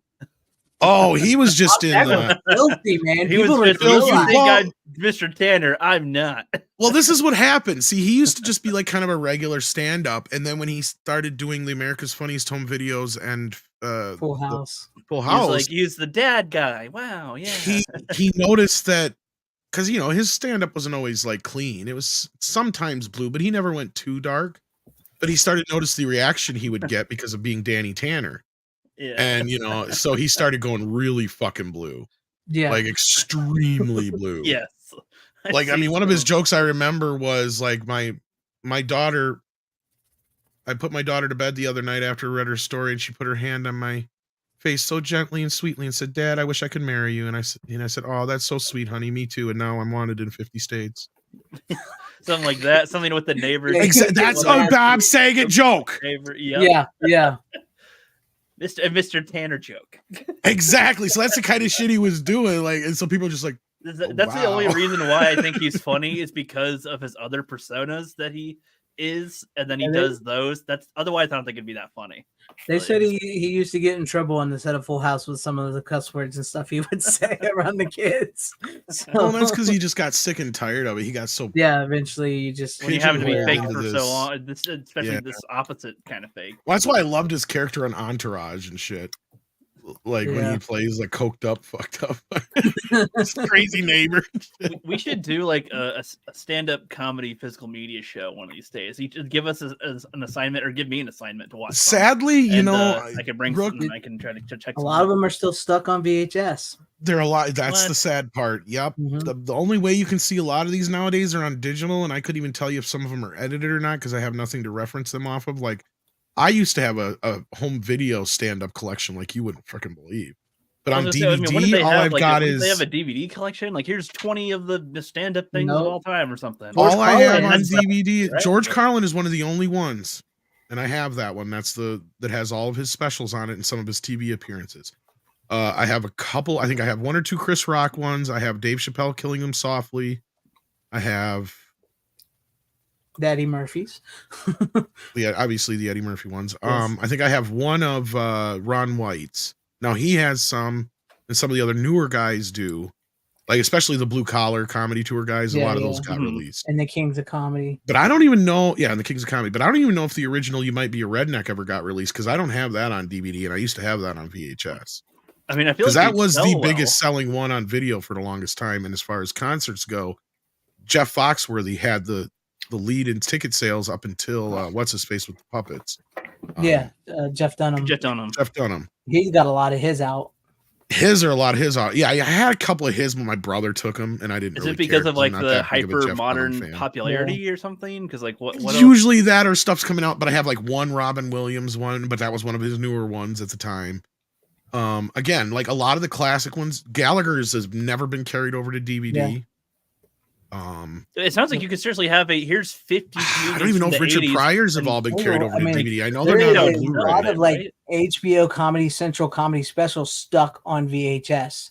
Stuck on VHS. But it's That's the like only place you Cat can get 'em. Williams is a good one too. I wish I had. Yeah. Yeah. It sounds like they could easily, with the amount of specials there were and the amount of like the people that did them, the comedians and stuff that are still famous to this day. I feel like you could easily sell, even if it was like a limited release of some kind. I feel like you could easily sell out. Well, that used to be the kind of thing Shout 2,000 or Factory something? used Like- to do.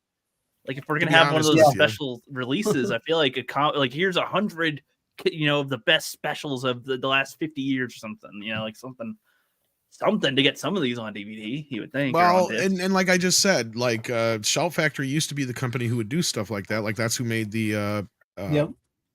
George Carlin set, and I think they've done a couple other sets like that. Not exactly like stand-up comedians, but similar-ish. I know they've done some stuff with Weird Al and a few other people, but no, it's sad, and I get you, Rook. I mean, I don't even think HBO Max has all their stand-up specials on there. Well, that's why I get kind of lost when I've looked for stand-up things, because the first time I was getting into them more was when that was some of the things they had on Netflix was stand-up comedians. They had a whole bunch of those on there too, and so I was able to discover quite a bit of them, and then I could look for them elsewhere. And that's how I found that's how I found any of the stand-ups that I know at all. Really, was some of them were on Netflix or on Comedy Central on cable back in the day. And then but then it's like there's never any physical copy of them before.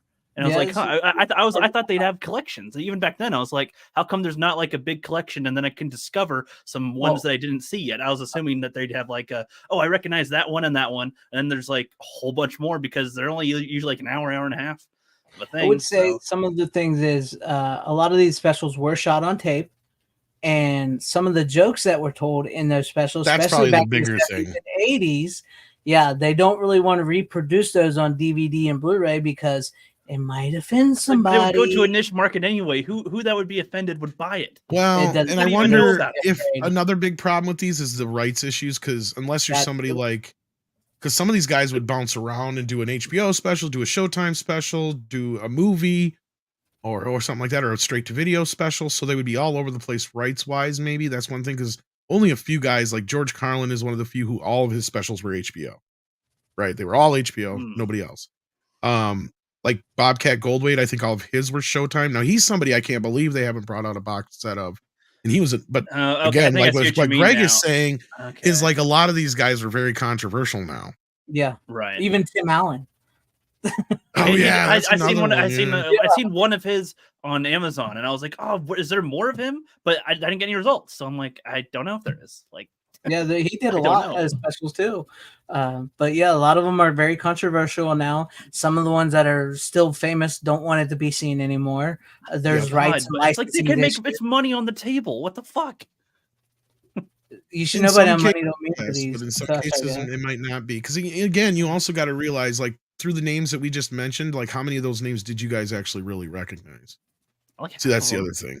At least Now, outside maybe. of a few of them, maybe, like, most of them have fallen into obscurity now. That's the other problem. I guess, but that's why I'm saying if you had a couple of the main, like, do you guys even know who Gallagher was? I've heard of Gallagher, but Exactly, I have no kind idea of like, and he's even he was very popular back then. that's why I'm saying instead of Bob having or any of like those guys, instead of and- having an individual release, have like a big old. What if there's just a big old comedy set? It would be a niche type of. Oh, if HBO you know, released that's what like I'm a kinda set of saying. all their comedy specials, I'd be right there. I don't give a shit if it was like $300-$400. I don't think it would be the Yeah. kind of. I don't think it would be the kind of thing that would sell to the average person. It would be a very limited market that would buy it at all. But like that'd be, And actually, people they would could buy probably it. bring the There would be cost ones down that because get it. most of them would go on DVD anyway. Because up until the last 20 years, they were all shot on video for the most part. So Yeah, that's kind of where I'm getting at with it. Like if they did like a huge comedy pack, that's what I was saying. I could discover tons of names I haven't heard of if I bought a huge comedy pack, but they don't have one. I'd probably recognize a couple of the names on there and go, "Oh, I know those ones. That's cool." And then who are all these other guys? Well, I could find out. But Yeah, I mean, yeah. if they would do that, that would be nice. But I think then it gets depressing because they the fact that comedy is all moved to that. like Netflix and stuff like that, I think shows you the market for it. now. That's the I sad was part. just thinking about that. I'm Yeah, like, right, for even all the sure. recent Dave Chappelle specials are on Netflix. They're not going to get, even though it's popular, they're not going to put that. No, I think only It's one or not- two of his specials, and the only one that I remember from before it even, because that's the thing. Dave's done like 20 specials now, but I most know. I was of them about have to been say more he's. recent. I feel like I've seen Back so many then, of them, he and I'm had like 2 or 3, right? Yeah. Like, Yeah. and Killing Him Softly was like, to me, I will put up there in the top, 20 to 15 stand-up comedy He's things also of all trying to time. act for a while too, right? Oh yeah, but you got to see Killing Him Softly. That is just an amazing stand-up. It is hilarious. It's on the level of like Delirious and all those that I was just talking about. I might have Dave seen that Chappelle's. one, but I don't remember. I've seen. a Oh, lot of you'd specials, remember it but because I'm he not talks sure. about like this is the one where he does the Sesame Street bit. Okay, He's like, no, I used to watch I don't think I Sesame saw Street that. as a kid, and watching it now because I got like nephews and shit. I'm like, what kind of fucked up shit is this? I don't think I've seen him do that bit. No. You got fucking Cookie Monster on there. I know a fucking crackhead when I see one. Cookie. They got a pimp on the show. The Count. I know a pimp when I see one. Where's my man. money, bitch? Let me count how many times I smack you. 1, 2, What the fuck about? They got a homeless bitch on there called Asa the Grouch. Of course he's a grouch. The motherfucker lives in a trash can. Perfect. Good old fashioned. And he talks about his white friend Chip. Okay, yeah, I've not seen that bit. I've not seen this bit.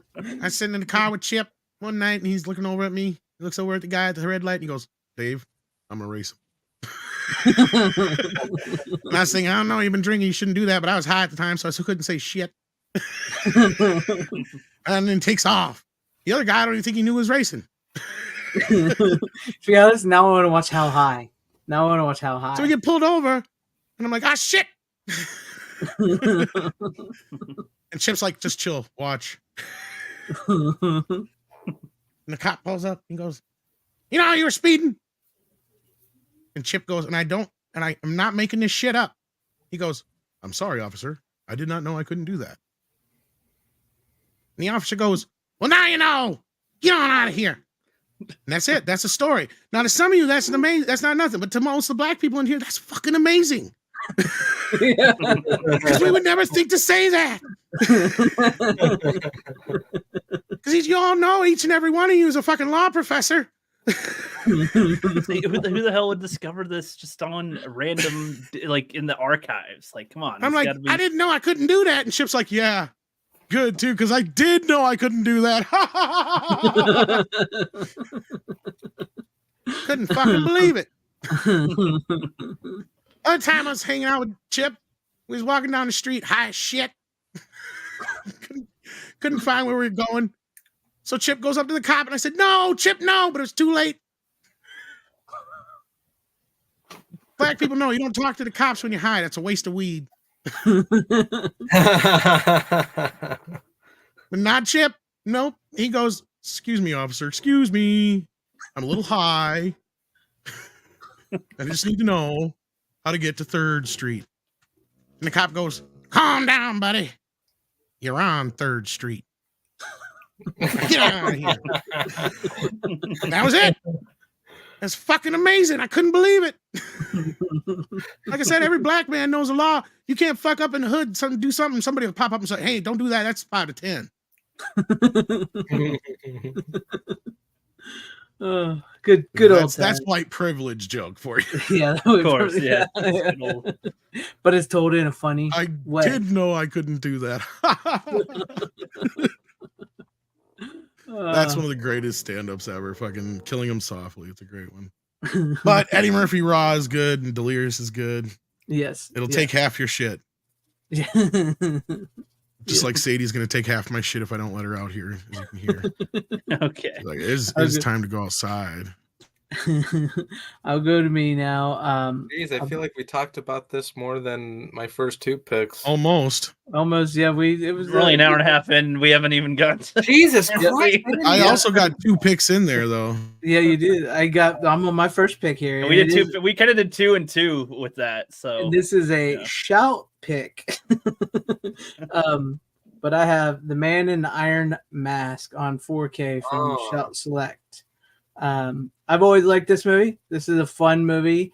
It's basically the story of the aging 3 Musketeers. They've all they've sort of retired, and the King of France, played by Leonardo DiCaprio, is just a fucking prick, a douchebag, and he basically takes Aramis's, John Malkovich's son, and has him killed so he can take his son's girl. And so the 3 Musketeers has a plan to replace the king with the Man in the Iron Mask, who just so happens to be his twin brother, who they had locked away. It's crazy. It's campy. It's over the top. It looks good on 4K. It actually looks really, really good on 4K. I think that's due to the fact a lot of this movie is shot in the daylight and outside. So that is really, really good. I'm a huge fan of the 3 Musketeers. I love the novels. I love the movies. And shit, since Tom did 2, I might as well do 2 too, since 2 of my picks go together, which leaves me only 1. But I also watched screw it. I also watched the Disney 3 Musketeers. Nice. I got that one on Blu-ray. Yeah. Yeah, this fucking DVD sucks. I've had this for a long time, and after watching like a 4K and then popping this DVD in, it is fucking horrible. I almost went onto eBay and bought the $37 Blu-ray from the Disney Club because how bad this DVD was. I forgot how bad it was. I've had it for a while. But I have not seen that movie in a while, and I kind of feel like these 2 could be in the same world.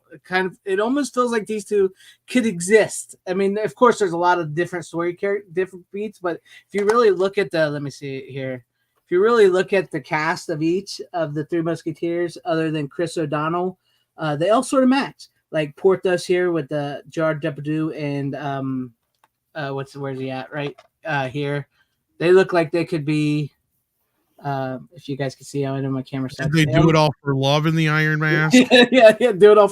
They do it all for love. It almost looks like even Charlie Sheen almost looks like what's his name there? What is his name? Jeremy Irons. Charlie Sheen and Jeremy Irons almost look the same, and it's just like it feels like they could almost be in the same world, save for a few differences. But Chris O'Donnell as D'Artagnan is horrible. I mean, I love the movie. I love the Disney 3 Musketeers, but Chris O'Donnell is not D'Artagnan. But I love these movies. I think The Man in the Iron Mask, it actually looks pretty good. It's an MGM movie. I don't know if Shout did the scan or somebody else did it, but the scan looks great. It is a good 4K. So if you like The Man in the Iron Mask, and you want the 4K, it's okay. Gerard Depardieu is amazing as Porthos. Gabriel Byrne as D'Artagnan is really good. John Malkovich as Aramis, or not Aramis. What's his name? I'm a huge fan of these. I can't remember Sure. Athos. John Malkovich says Athos, and Jeremy Irons' Porthos is great. And I love the fact in each of these movies, you have people of different. It's like the Three Musketeers are supposed to be French, and then half of them have American accents, and half of them have like Scottish accents, and half of them have like British accents. So I love the fact that Leonardo DiCaprio does no accent whatsoever. He's just like he's the king of France, and he's just straight up American, just straight American. I love the campiness of both these movies. Like I said, they do kind of feel like they could both exist in the same world, the same, like if you watch one, you could watch the other, and it kind of could be like sequels almost, other than a few separate story beats. But they're great movies. The Disney, I definitely need to get the Blu-ray. I know, Tom, you got the Blu-ray. Did you say that looked good? Because I know this DVD sucks. The picture quality is horrible, and it says it's widescreen, but I had to stretch out the screen just to get to a certain point because it was so smushed in the widescreen. It says 235-1, but it was just like it looked horrible. But I love the movie. The old DVD is a Laserdisc rip, if I remember right. But yeah, the Blu-ray is a proper, decent scan. Now, I mean, I don't know if it's coming from I don't think it was like so good that it was a 4K scan, but it was. Oh no, I'd rather just have a Blu-ray There's no version special of it. features or nothing like that though, or anything. Yeah, but they're both really good movies. If you've never seen them, and if you're a fan, Disney Movie Club exclusive though, keep that in mind. Yes, I know. That's why I said I saw after I watched it, and I was like, I went on eBay, and they have one for $37 for the Disney Club version, and I almost bought it. Almost bought it. You might as well just get in the club, man. It's I know. But I was like, because they have a lot of Blu-rays there that I've been wanting to get. It's just I hate feeding money to Disney, to be honest with you. I have the Mighty Ducks one. That's it. But yeah, I love The Man in the Iron Mask. I think that is a great story. I love the Three Musketeers. I was actually almost thought about watching the TV series that they did on BBC. I've watched it before, but I almost thought about watching it again. They did a TV series on the BBC of the Three Musketeers, which I thought was pretty good. None of them are truly accurate to the books. I like the old school funny ones that they did. Richard Lester did. Those are good. The Man in the Iron Mask is a great. If you want to see the end, because I think it's a great end to the Three Musketeers. It's very fitting in for them. And if you're looking for a movie like Robin Hood, Prince of Thieves, the Three Musketeers from Disney is in that category. Plus, they even do the whole Bryan Adams and Rod Stewart and Sting music video that is very similar to the Robin Hood music video that Bryan Adams does. So the great movies, fun movies. If you're really into these type of like swashbuckling sword, brotherhood, loving women, and being heroic and having honor, these movies are right up your alley. I really do. They're just fun movies, and I just love the fact that they all have different accents and they're all supposed to be French. I think that is hilarious, and I love it. So yes, but the 4K. If you have the Man in the Iron Mask from Shout, same exact special features, other than this 4K is the new 4K scan from the 35mm original negative, and it does look good. It does look very good. Like I said, it really helps out. A lot of this movie was shot in the daytime. But yeah, great cast, great movies, great fun. And there you guys go. We didn't talk a lot about them at all, so. Compared to the other titles. Compared to other titles. I haven't seen any of those, so I can't add anything. Yeah, I figured you guys had it, and I know Tom had brought his on a while back, so he didn't have much else to say about it. So I figured it would be pretty short and sweet. Even though now I'm down to one title, and Runner still got like 4, and Rook's got 3 or 2. Right. So it's all good. It'll round up to under 3 hours, maybe, if we're lucky. Maybe. Maybe. I don't know. With my picks, I don't know. You know how Runner is. Yeah. But I do, like, seriously, if you're Rook, I know you were. We got the classic Runner back. Yeah. But Rook, I knew you were looking for like Lord of the Rings stuff. It's not in the same veins of Lord of the Rings stuff, but if you're looking for like stuff like like sword fighting and stuff like that, you give Man in the Iron Mask a watch. It's cheesy, it's campy, and it's fun. So that's Okay, I'll the check way it out. yeah. I mean, I think they're just fun movies. Okay. I might actually have it. I feel like that's one of the ones that I might have gotten, at a video store that I was like kind of in the buy one get one kind of area. I'd have gotten that. Yeah, Maybe. I want that. I really want that now because my DVD sucks. It's kind of misleading that it says 25th anniversary edition when there's literally nothing on it. It's the 25th. That's the thing that makes it You different. could have even at least put the music video on here. I have the music video on my DVD. That's what I was wondering. I think it Yeah. is because it was on the VHS, but yeah. Yeah. That's it. That's the only special feature on the DVD is the music video. I don't think that's on here anyway. It's been a while. I remember bringing this on a while back. Yeah, you brought it on a while back, and I hadn't watched mine in a long time. I figured I'd watch Man in the Iron Mask and then the Three Musketeers. And I've never actually seen Man in the Iron Mask, but I do have that edition. Oh, that's one of the last ones I actually got from Shout. You should check it out. It's really good. It's a great Three Musketeers, and it's a great like ending to the Three Musketeers. You know what I mean? Not that I'm not saying they die or anything. It's just like it's a great like if that's how they were going to end, it's pretty decent. But it's still cheesy and campy and over the top, which I loved. So I think you would dig the Man in the Iron Mask. Maybe. I don't want to say specifically, but I think if you liked the Disney Three Musketeers version, you'll probably like the Man in the Iron Mask version. Yeah, I haven't seen any Three Musketeers, to be honest. Oh, they're great. The Three Musketeers and Zorro are ones that I want to check out one of these days. Yeah. The Richard Lester ones of the Three Musketeers and I believe the Four Musketeers and is there a third one? I think there might be a third one. I'm not sure. They're funny, campy type movies. They play more to the comedy than they do the like the action heroic side of them. And then like the Disney version played more into like those. That's the original that's the third one. I have the other two on 4K. I was gonna say I couldn't remember if there was a third one. Yeah, those are fun. Those are fun, more funny than but they have the great sense of adventure. The Disney one gets a little more serious. It's basically riding off of Kevin Costner's Robin Hood movie, so it's very much similar to that. Prince of Thieves. It takes a more of that, and it is a little bit more serious. It has a great cast other than Chris O'Donnell. I just do not like him as D'Artagnan. Robin.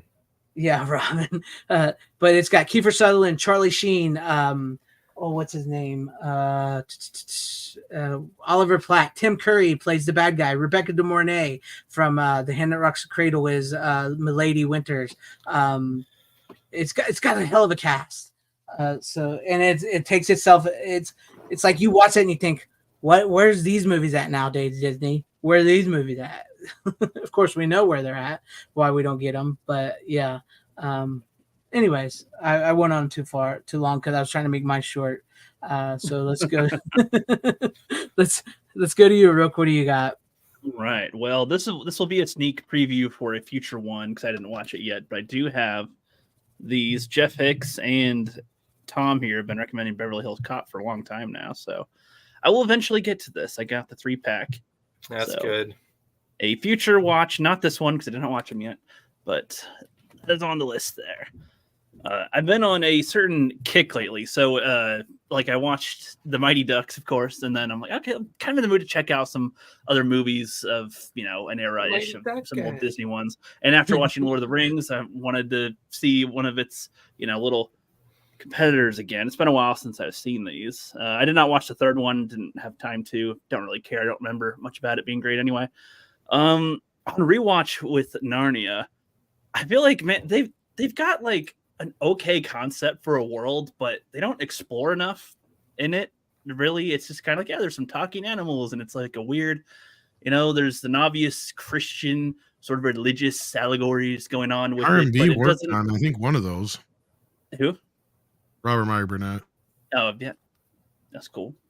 Yeah, I don't know. The first one is or whatever. The first one's more like an adventure, of course. Like these kids are in the middle of World War II. They're in Britain, I think, or London, and then they go to Finchley, I forget where specifically all it is geographically with the stuff, but whatever. They go to some house. There's a cabinet that takes them to Narnia, and it's like a kid's adventure sort of.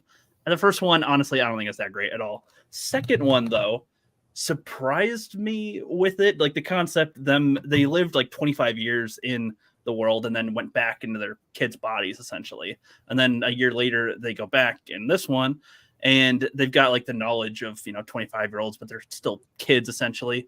The world's changed. There was some pirates a long time ago that came and crossed over into the Narnia world on accident and pretty much took it over and like pretty much made all the magical shit go extinct for the most part, or whittled it down quite a bit, made it more of a ancient, not ancient, a medieval-ish type of setting, which I think was all right with how they do that. And they need help. They're almost about to be wiped out, and the kings and queens return, and it's okay. I feel like it's another one that could be just, you got to tweak quite a few things to make it work a little better. Peter Dinklage is in it, and they do some things that are neat with it, and they have some good fights in it. They have some good dilemmas almost. Like they want to do something more. If you guys like stories where the right, who's going to be the heir to the throne and stuff, they could have the elements are there, but it's so Disney with it. They don't really go too deep with a lot of the stuff. It's all surface levelly there. It's like it's because they're leaving out a lot of the Christian themes. If you could just push a little harder in some more areas and go a little deeper, not be afraid to do something blatant, then I think it'd be a little better. I don't know. It's better than the first one, I feel. I don't know how you guys feel on the Narnia ones, but I feel like there's a lot of potential for these to be awesome. They're just not there, but they're okay. Second one's more watchable than the first one, I think. I've actually never seen those. I've never seen them. I read the first book, The Lion, Witch, and the Wardrobe. I read it in school, in high school, I believe. We read it, but I've never seen the movies. Yeah, I've never seen the movies, and I'm kind of surprised I didn't, because when I was younger, like I would always watch whatever Disney thing with my sister because she was into those. But like as I got older, like I just got so fucking sick of Disney to the point where I'm just like, I don't fucking want to watch any of this shit for a long time. Yeah, but aren't they gonna remake? Yes, I have no idea. They were trying to make. Greta Gerwig. They were gonna make. They were continued to all the books. I think there's like 7 books. Yeah, they made number 3. They made number 3, and I don't know why they didn't do a 4th one. Some shit happened. I don't know. Maybe they didn't. They didn't make their money back at the box office. The third one was underperformed. That makes sense. The third one was just like, why'd you make that?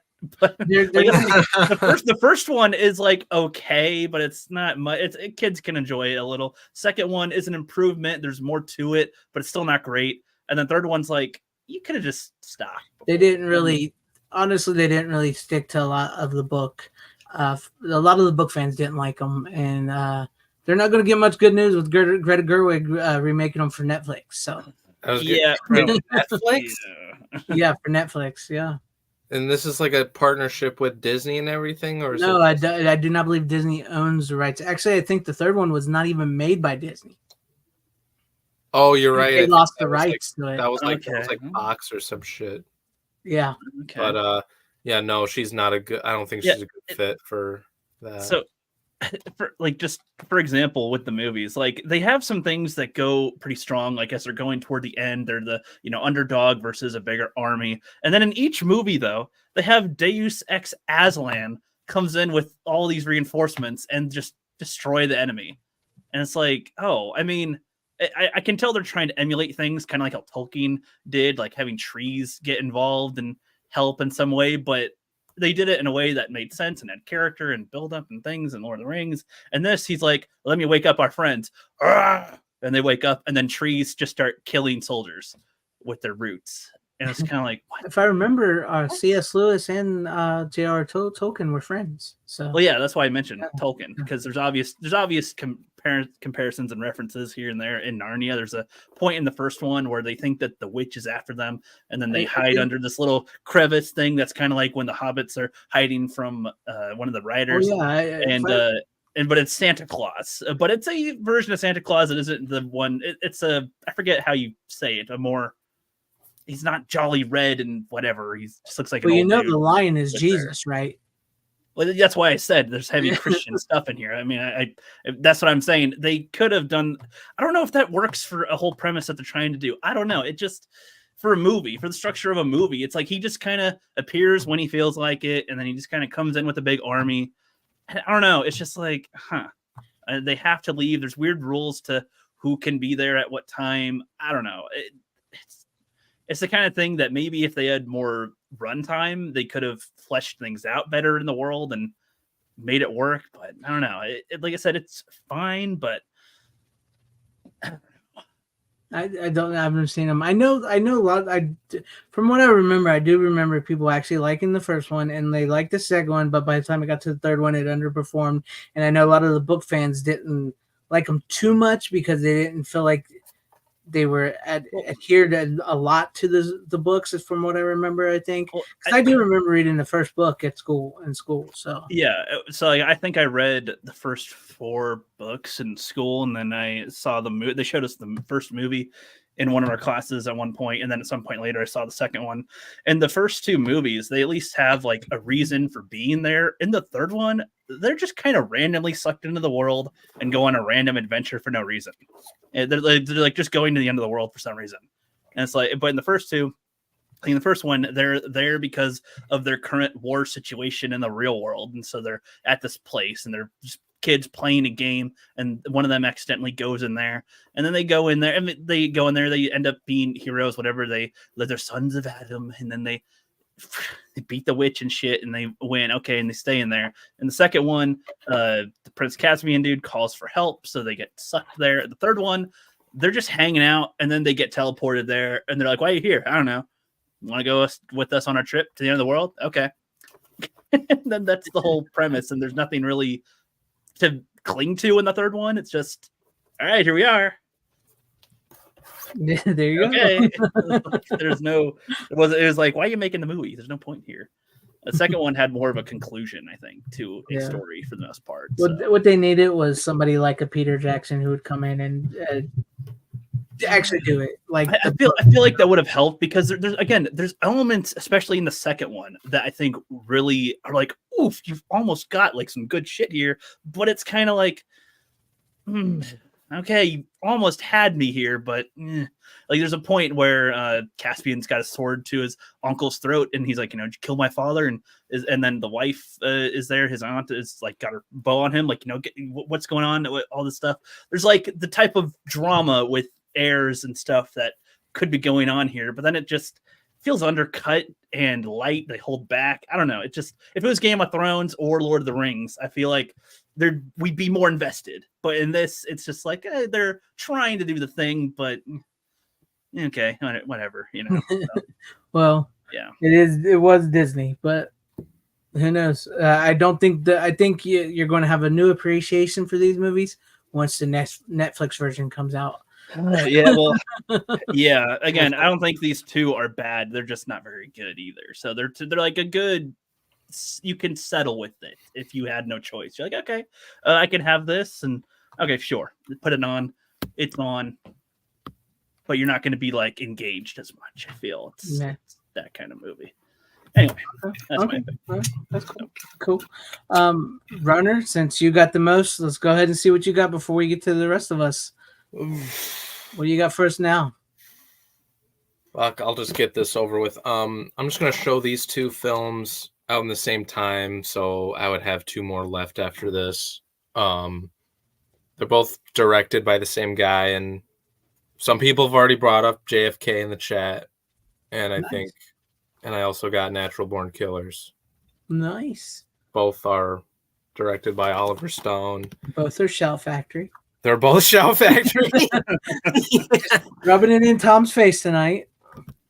Yeah, there you go. There you go, Tom. Wrong. That's just wrong.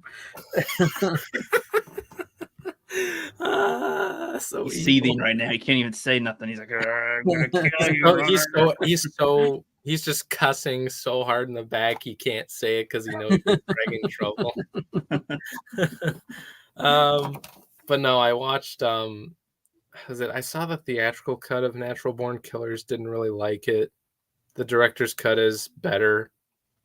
I watched that one last night, and I watched JFK earlier today, and I'll say this much: yeah, JFK is a better movie. I think most Really? people. I don't love JFK. Like, it's a good movie, but it's not one I'd like go back and watch. It's not that I'm saying it. It's just I figured you would have liked Natural Born Killers more than JFK. I believe JFK is probably a better movie as well. It's just I figured you would have been the other way around. The reason why I think that is because I like both movies though, to be honest. So okay, because I think JFK is better made. Honestly, I think it's a better made film than Natural Born Killers. Because, like, for one, you know how like Natural Born Killers just switches to like different cameras and shit in the movie. Mhm. That kind of bothers me. Whereas when you watch this movie, how it's shot in like the normal film Well, camera, and then Natural Born Killers is supposed to be chaotic like them, so that's why the camera angles and the way it's shot, the way it's presented to you. I get that, but like I just wasn't as a fan of that execution wise. Whereas, like, you know, it's different in this because it's like you got the normal film shots and then you have what's presented in black and white and all that. It's better executed in this movie with the different cameras and shit and the different film stock. Whereas, like, you watch this and it's kind of like all over the place for me. I mean, I think the cast is really good. Don't get me wrong in this. Like, Robert Downey Jr. is probably my favorite part in it. But He's got like a small role on that, don't he? If I remember. Downey? No, he's like the cop chasing him or something, right? It's been a while since I've seen Natural Born Killers. No, he's the news reporter guy. That's right. He's the news reporter. Yes, that's right. He's all about getting views and shit. Yeah, they kill him. He's got that Australian accent. Yeah, I remember now. It's like I said, it's been a while since I've seen both of those movies, Yeah. but I did enjoy both of them. Plus, was it Natural Born Killers was also a story written by Tarantino, but it was rewritten by Oliver Stone. So that's another thing. Yeah, it's the only one of the movies that he wrote that he disowns. Yeah. Yeah. But this time around, watching both of these, I actually enjoyed them a lot better than I did before. Like, I've always liked JFK, but this might have been the first time I think I've ever seen the director's cut. Yeah, I saw the director's cut, and like, I think it's a good movie, but fuck, it's long as hell. It just but the funny thing is when it first came out, I mean, it was a big deal. It did a lot, and then for years, it just kind of was like, why. I mean, especially the more Oliver Stone got seen as a political kind of person, that movie would get tossed about. But like in the last couple of years now, the more we learn about the case as things are getting unsealed, it's kind of funny how we're finding out how accurate the shit was. So it's kind of cool to see in hindsight and retrospect. But fuck Shout Factory. Your new T-shirt incoming, of course. Yeah. But like, you know, was it like one thing I noticed? Like, JFK, I think honestly might be objectively, it might be Oliver Stone's best, but it's nowhere near my favorite. Personally, I liked Platoon more. I liked Born on the 4th of July more, and I liked The Doors more. But those are because those are like a lot more enjoyable in comparison to JFK, which is, it just feels more like something you would watch in a history class. You know what I mean? I get you. That's just kind of what that is. And like, I don't know, Natural Born Killers just feels like a very experimental film for Oliver Stone. Well, it was a Tarantino written, and then he like interpreted it his way. So honestly, though, like, was it? I'm trying to see those. I know I've seen those movies, like the ones I just named off for Oliver Stone, and I have seen his Alexander movie, which was. What about The Doors? I thought you saw The Doors. No, I said The Doors. Oh. I said The Doors. What do you think Natural Born Killers would have looked like if Tarantino would have did it? Would have been better. not to say, you know, not to pick on Oliver Stone, but I think he's good for his own shit. But I feel like, I don't know, it just would have been better if you gotten a director that sort of would have went off what Tarantino did, whereas Oliver Stone's good at what he writes. You know what I mean? Like that's sort of the director he is. But like, what is it? Alexander. I don't know if you saw that. That was with Colin Farrell. I've never seen that. That's probably the worst of his movies compared to his other stuff. And I think I'm guessing Shout might release that on 4K soon. Yeah, that's something I won't buy. My understanding of the Tarantino thing is Tarantino wouldn't have such a problem, but they won't allow him to publish his script of Natural Born Killers, so you could compare and contrast. Yeah, because his version, because he says, I mean, a lot of it is the same, but there's elements in the way that he shot it and he portrayed the characters that was different in his version that he didn't like. Because he looked at it as a counterpart to True Romance, and I don't know what you just broke. Yeah, that was a dish that I had. Sorry, didn't pick anything. But yeah, like if you got a director who could like go off of Tarantino's script, like a Tony Scott with True Romance, Tarantino himself, or Tarantino himself. I'm just saying, like Tony Scott, like one of those. I mean, I don't hate the movie as far as an Oliver Stone movie; it's fine. Yeah, but I mean, I'd like to at least be able to see the original Tarantino script so I can compare it to it. So yeah. Yep. I agree. All right. Well, Runner, how many more do you have left, Runner? I have 2. You have 2 left, and Tom, you have 1, I think. I got 1. I have 1. Let's see. How do we want to do this? Let's go to No, I technically have 2. I did 2. Two? I said I counted 2 as 1 originally. Yeah. Oh, okay. Well, then we'll go to you real quick, Tom, and then back to Runner, and then to me. We'll try it that way. So, what do you got, Tom? Give me a whole of like a minute. I'm actually all right. Good. We'll go. All right, I can go real quick then. Sure. Go ahead. Let me get you pulled up here. Go on. Okie dokie. So yeah, I rewatched Incredibles, but I don't know where the fuck I put the actual thing either. But I also watched A Bug's Life. I'm on a kick right now for some of these movies. Okay, I'm on a kick to watch some of these old ones and see. My last movie is going to like compared to your movies that you're bringing on. My last movie is going to be like night and day, complete opposite. Probably.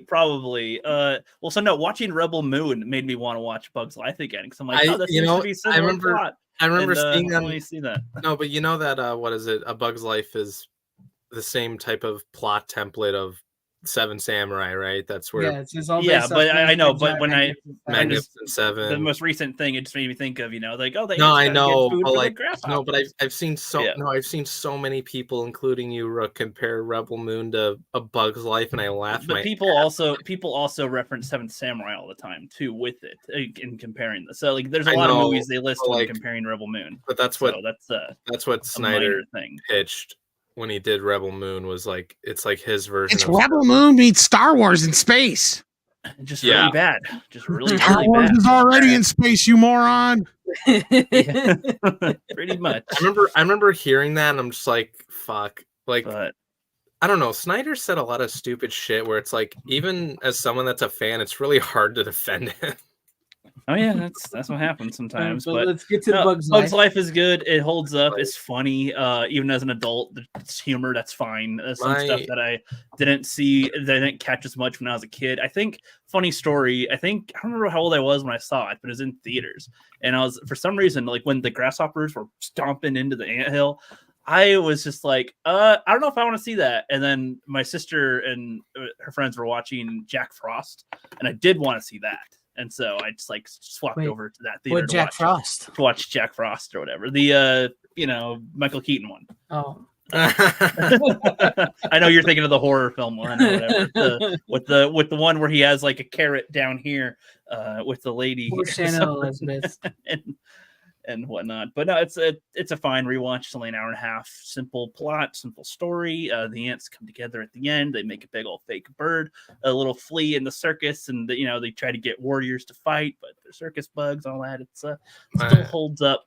If you haven't seen it before, I'd say it's one to have on there, but not an immediate one. It's one of those I- lower recommendations, but still My pretty decent. my sister fucking loves that movie. Like that's one of her favorites. Like, in Well, terms the of funny the thing is, franchise. I can't wait till people finally realize that Pixar, as good as their movies were, they were all ripoffs of other things. Yeah, It's really simple to figure it out too. no, for sure. Like ants. And No. Seven No. Samurai. I was gonna say, well, there's a Or different, Magnificent a Seven, different whichever rip-off one. comparison though at the time. Yeah, but like because of ours is Doc because of the Hollywood. person that worked in the Toy Story company. is basically a buddy cop, lethal weapon kind of movie. Yeah, They're all. yeah, I just- know what you mean, but yeah, but I mean they're packaged for like a family essentially. To Ratatouille and Wall-E are different probably ones. two of their most original ideas. And even Ratatouille is similar to other kind of ideas. Ratatouille is one of my favorite Pixar movies. I haven't seen that one. And even with What? Wall-E, they constantly get accused of ripping off Johnny Five. I even have the Johnny Five Wall-E shirt, right? Yeah. Like I have the Wall-E shirt. Yeah. Fuck, Rook, you need to watch Ratatouille. That's a Yeah, I good- probably will at some point here with all this. I Oh, saw okay. Wally. One for of the the first only time, good like, 2 Patton years ago. Oswalt movies. No, that is the only Patton Oswalt movie I like, or like the thing I like him in anyway. Like that's fine because it's a voice role and I didn't know who the fuck he was, but that's acceptable. But like, yeah, Ratatouille was directed by Brad Bird. Toy Story is semi-original, but it's pretty similar concept to other things. I when you feel- say- yeah, I when feel you like say a lot Lethal of their Weapon and concepts all are those other similar. buddy cop shit. Yeah, Not you're right. really Indian in the cupboard because that's about actual toys coming to life when you put them in Right. the cupboard. Yeah, But like Toy Story is based on like I'm trying to think. There's been plenty of like fugitive cop movies or buddy cop movies where two cops that don't like Midnight each other Run. get stuck working together because something happens. Very similar it's kind Midnight of Run. concept. I mean, I Midnight Run. suppose, Yeah, but thank you, Greg. Thank you, Greg. Yeah, it's literally Midnight Run. Essentially, Toy Story is. I mean, I guess so. I haven't seen Midnight Run, so I don't know what happens in that. But I feel like the overall, there could be similarities and stuff that they're obviously taking inspiration from. But I feel like even some of the Disney movies take a specific path. Like Toy Story seems to be sort of like a concept of like, what is a toy without its owner or something? What is a toy without that? And then in the third one, they contemplate death for a kid's movie. And their Is the other toys one that's probably the more is, like, original of kinda theirs. crazy. Yeah. But- yeah. No, and the thing is, Rook, you're not wrong. It's not a problem to take inspiration for something, but like A Bug's Life is a straight ripoff of Seven Samurai. Cars is a straight fucking ripoff of Doc Hollywood to the But point where the whole thing that keeps him in town is the exact same reason that Doc Hollywood gets. I guess when you say a straight ripoff, I guess that's usually said negatively, like it. And I do mean it shouldn't have kind of in a been. negative connotation here. Like I love John Lasseter and I love Cars and I love what they're able to do with their stories, but I'm not going to sit here and pretend that they're doing something original all the time. Of the 3 or 4 Well- original ideas they got, I mean, they're still all pretty. I mean, maybe Right, Finding but- Nemo might be the only other one I could throw up there as an I original. feel like right there is an easy way you could get your kid to watch those other movies. You go, you know that movie Cars and Bugs Life that you like? Let me show you where they got inspired by. My whole thing is and that they people can didn't notice, right? Like that's easily where do I'm that. kind of more like, how did nobody else really notice? Because I've gotten some pushback from time to time at first, and then people are like, "Oh no, you're kind of right." No, I got you. I mean, like if people haven't seen the movies that they originate or that they took inspiration from, then I mean that's where they wouldn't have noticed probably when it comes to some of these. But And I I don't also know have because the they do 4K. enough.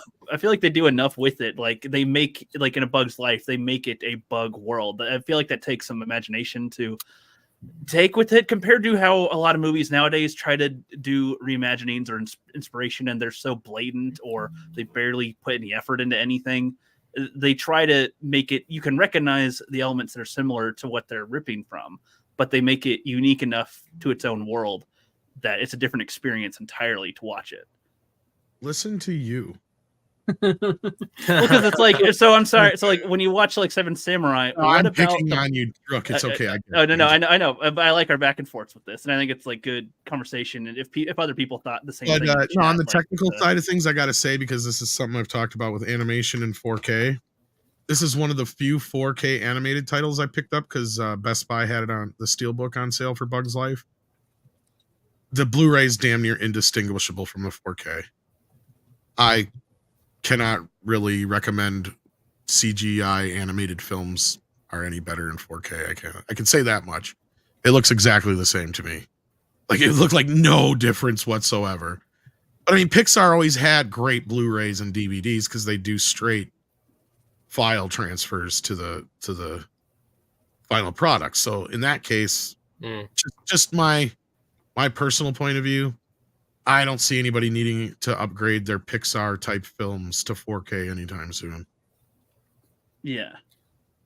I agree with Joey here. If you're gonna rip off from the best and rip off well rather than rip off. And they did do well. I feel like when movies have bad rip-offs from things, that's when it's worse because it's like you have a template there and you fail compared to having a good template and you do well with it. That's kind of where I'm getting at with it, and how like they like again with the Bug's Life, they take you into the bug world and they have things that are about the bugs and that you don't have in Seven Samurai, of course. So they make it but they have that core element there that is from that and put it into this setting essentially, and then make it run that way. Which I think that'd make a lot better movies these days if they did that, and if they could get people to see the older, that would be a good surgeons.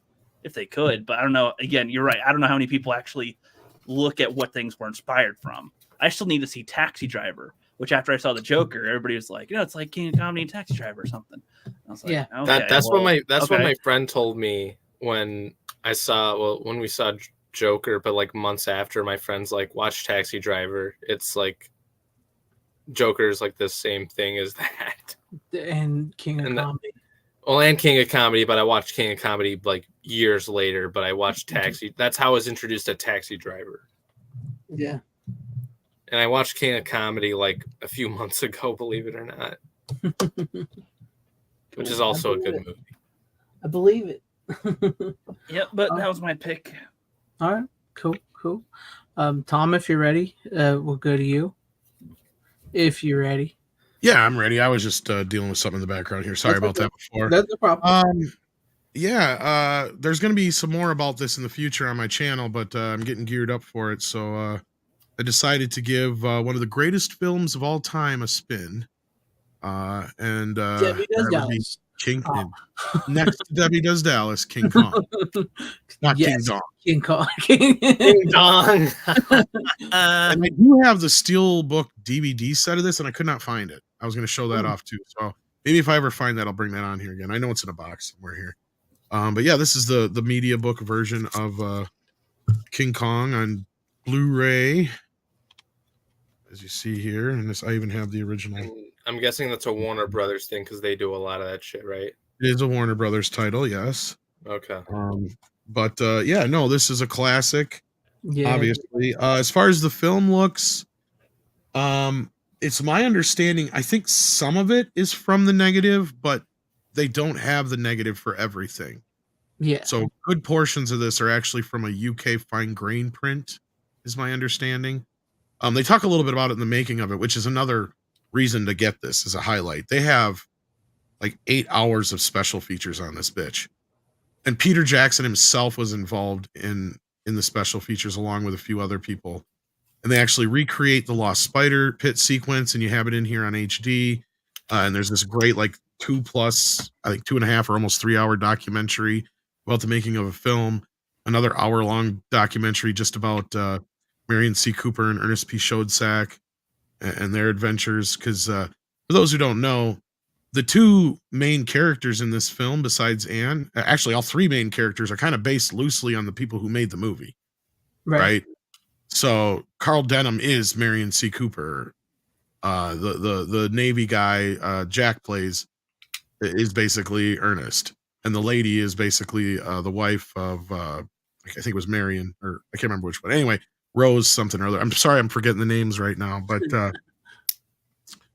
yeah, it's just it's a classic. I mean, special effects movies exist because of King Kong. Yep, it is one of the first wholly original films that wasn't a book first, right? Like, because at this time, even Dracula, Frankenstein, all the other monster movies for the most part, stuff like that, movies in general, were based on a play or a movie in some cases. when this movie came out, I mean, this changed the movies and the way movies could be made, the way they could be seen. Even to this day, some of the green screen or blue screen effects, actually, they're more like a blue screen effect back then, that they did, or even better than some of the stuff that you've seen up through the 60s and 70s. Some of the effects they used on this were not so good. They had 2 or 3 different processes they used. One was built into the film itself. Now, that's the process where you see it in the movie where things start bleeding through the background and stuff like that. Those are not the better shots. But there's some other shots where they use the blue screen process that look amazing. And they had a special film for that at that time and all that kind of stuff. Yeah. And then you have the, just the stop motion effects that just, I mean, they had stop motion stuff before this, but nobody had seen it this well done before.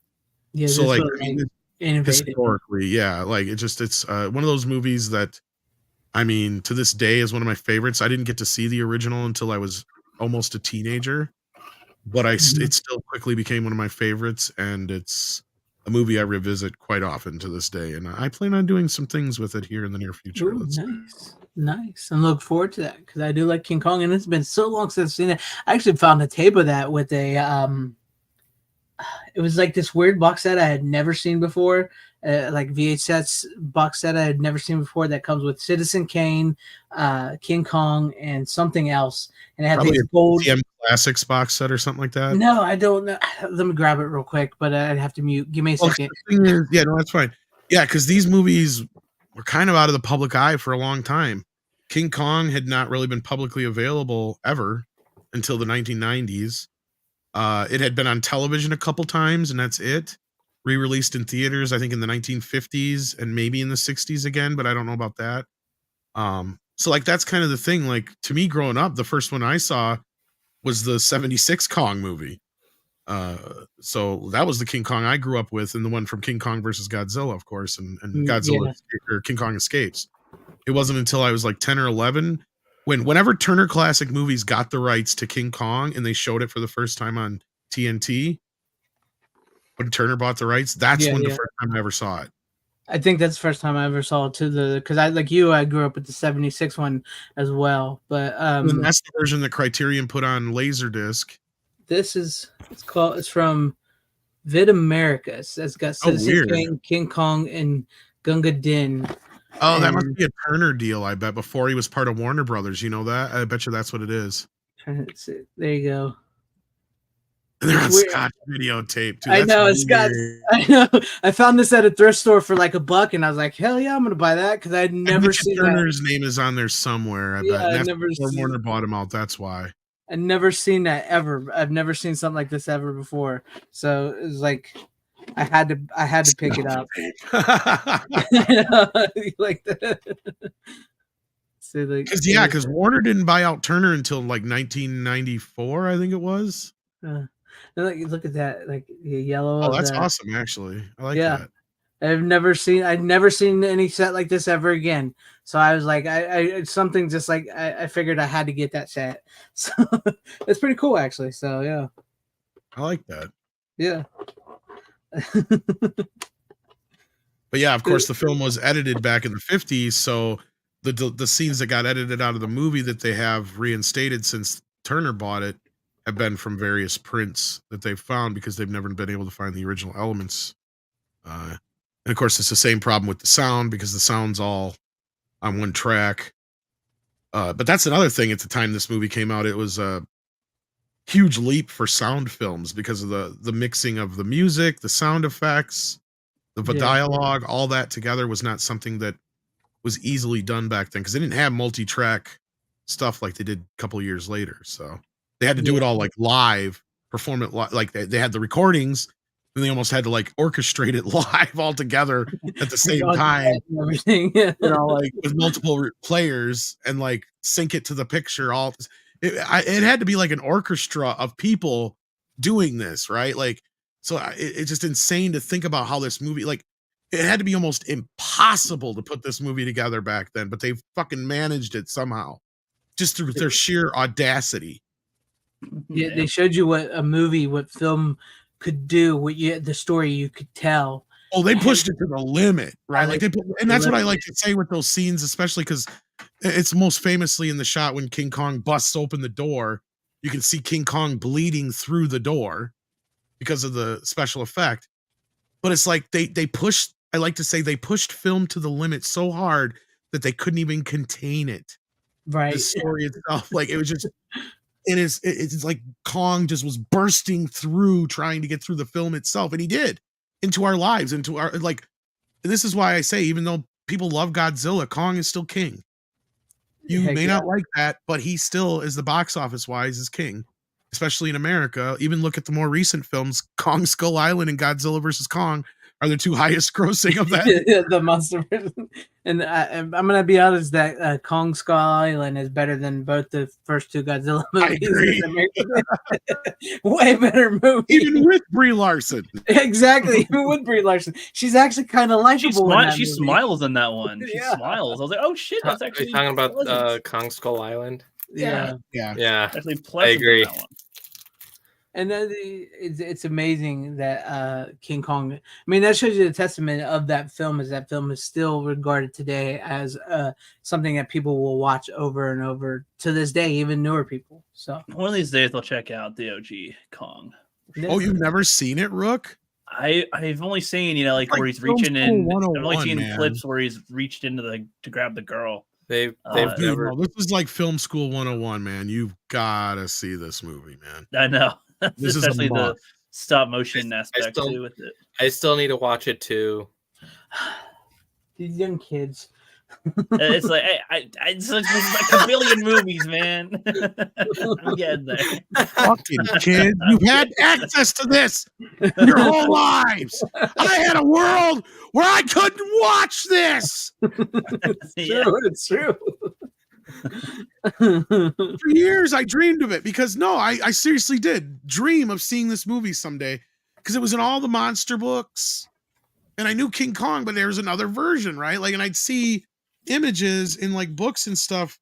Like, let me see, they might even have the more famous ones you've seen a million times of like him attacking the pterodactyl or the pterodactyl attacking him, right? Oh, yeah. Yeah, this one right here. I seen this in I don't know how many different monster books and other stuff like that, and I'm like, I want to see this fucking movie. And I didn't get to see it until I was already almost a teenager. So it was crazy to think that we lived in a world where almost every movie wasn't at our fingertips. Right.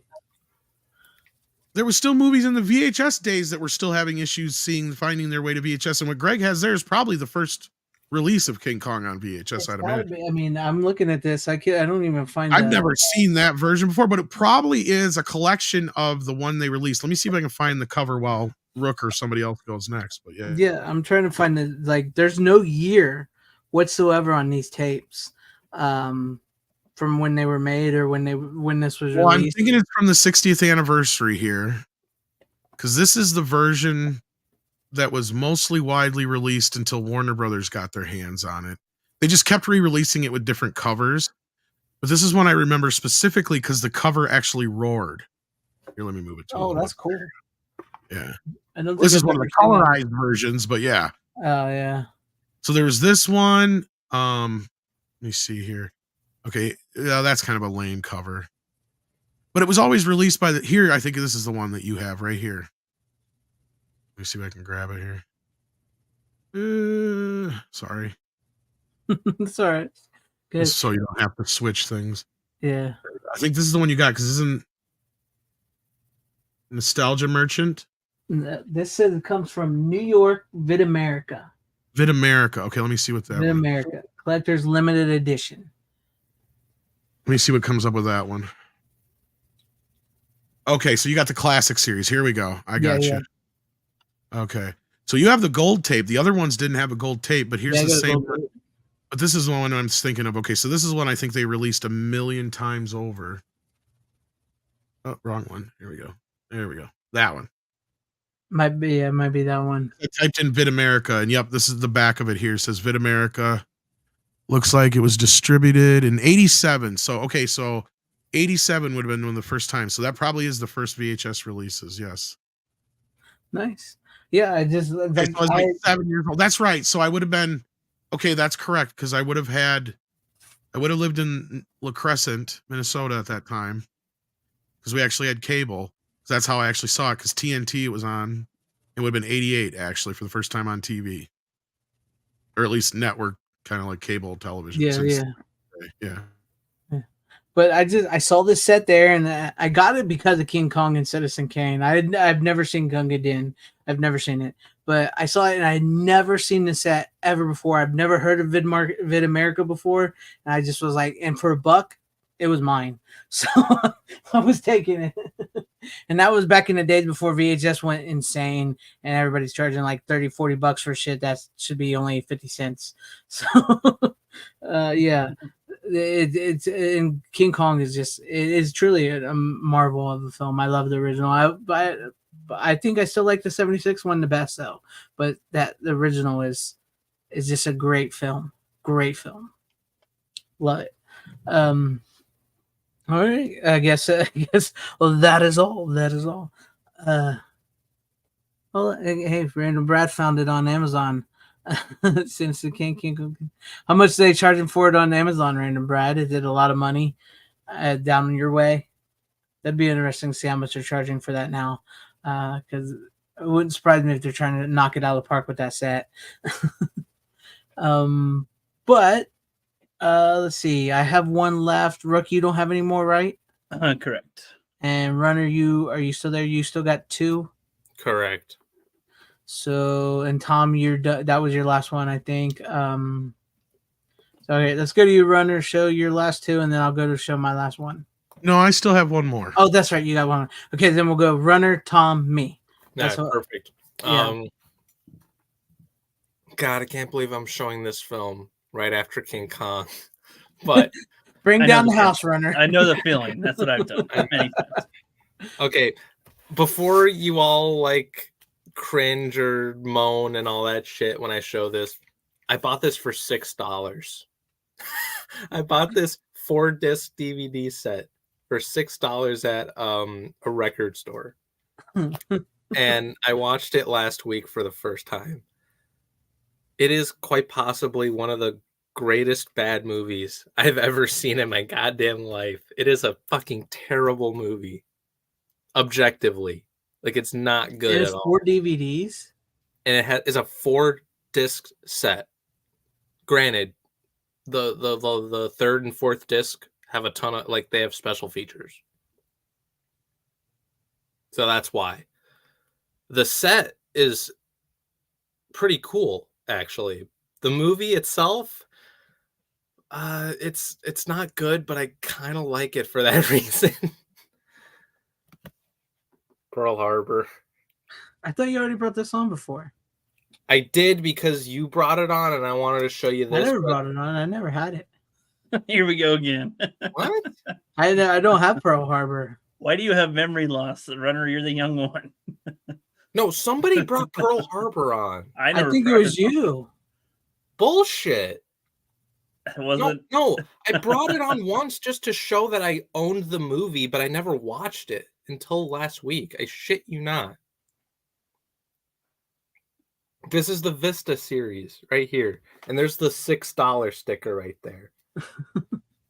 But no, I've shown this set before, but I've never watched the movie.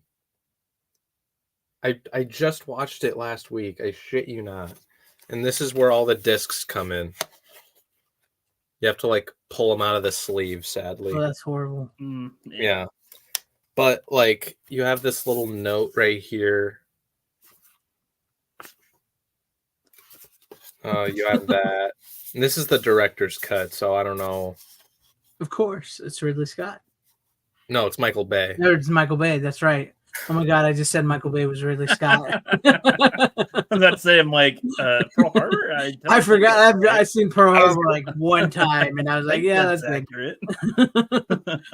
Oh yeah, and was it Pearl Harbor? It stars Ben Affleck, Kate Beckinsale, Josh Hartnett, and it co-stars John McClane.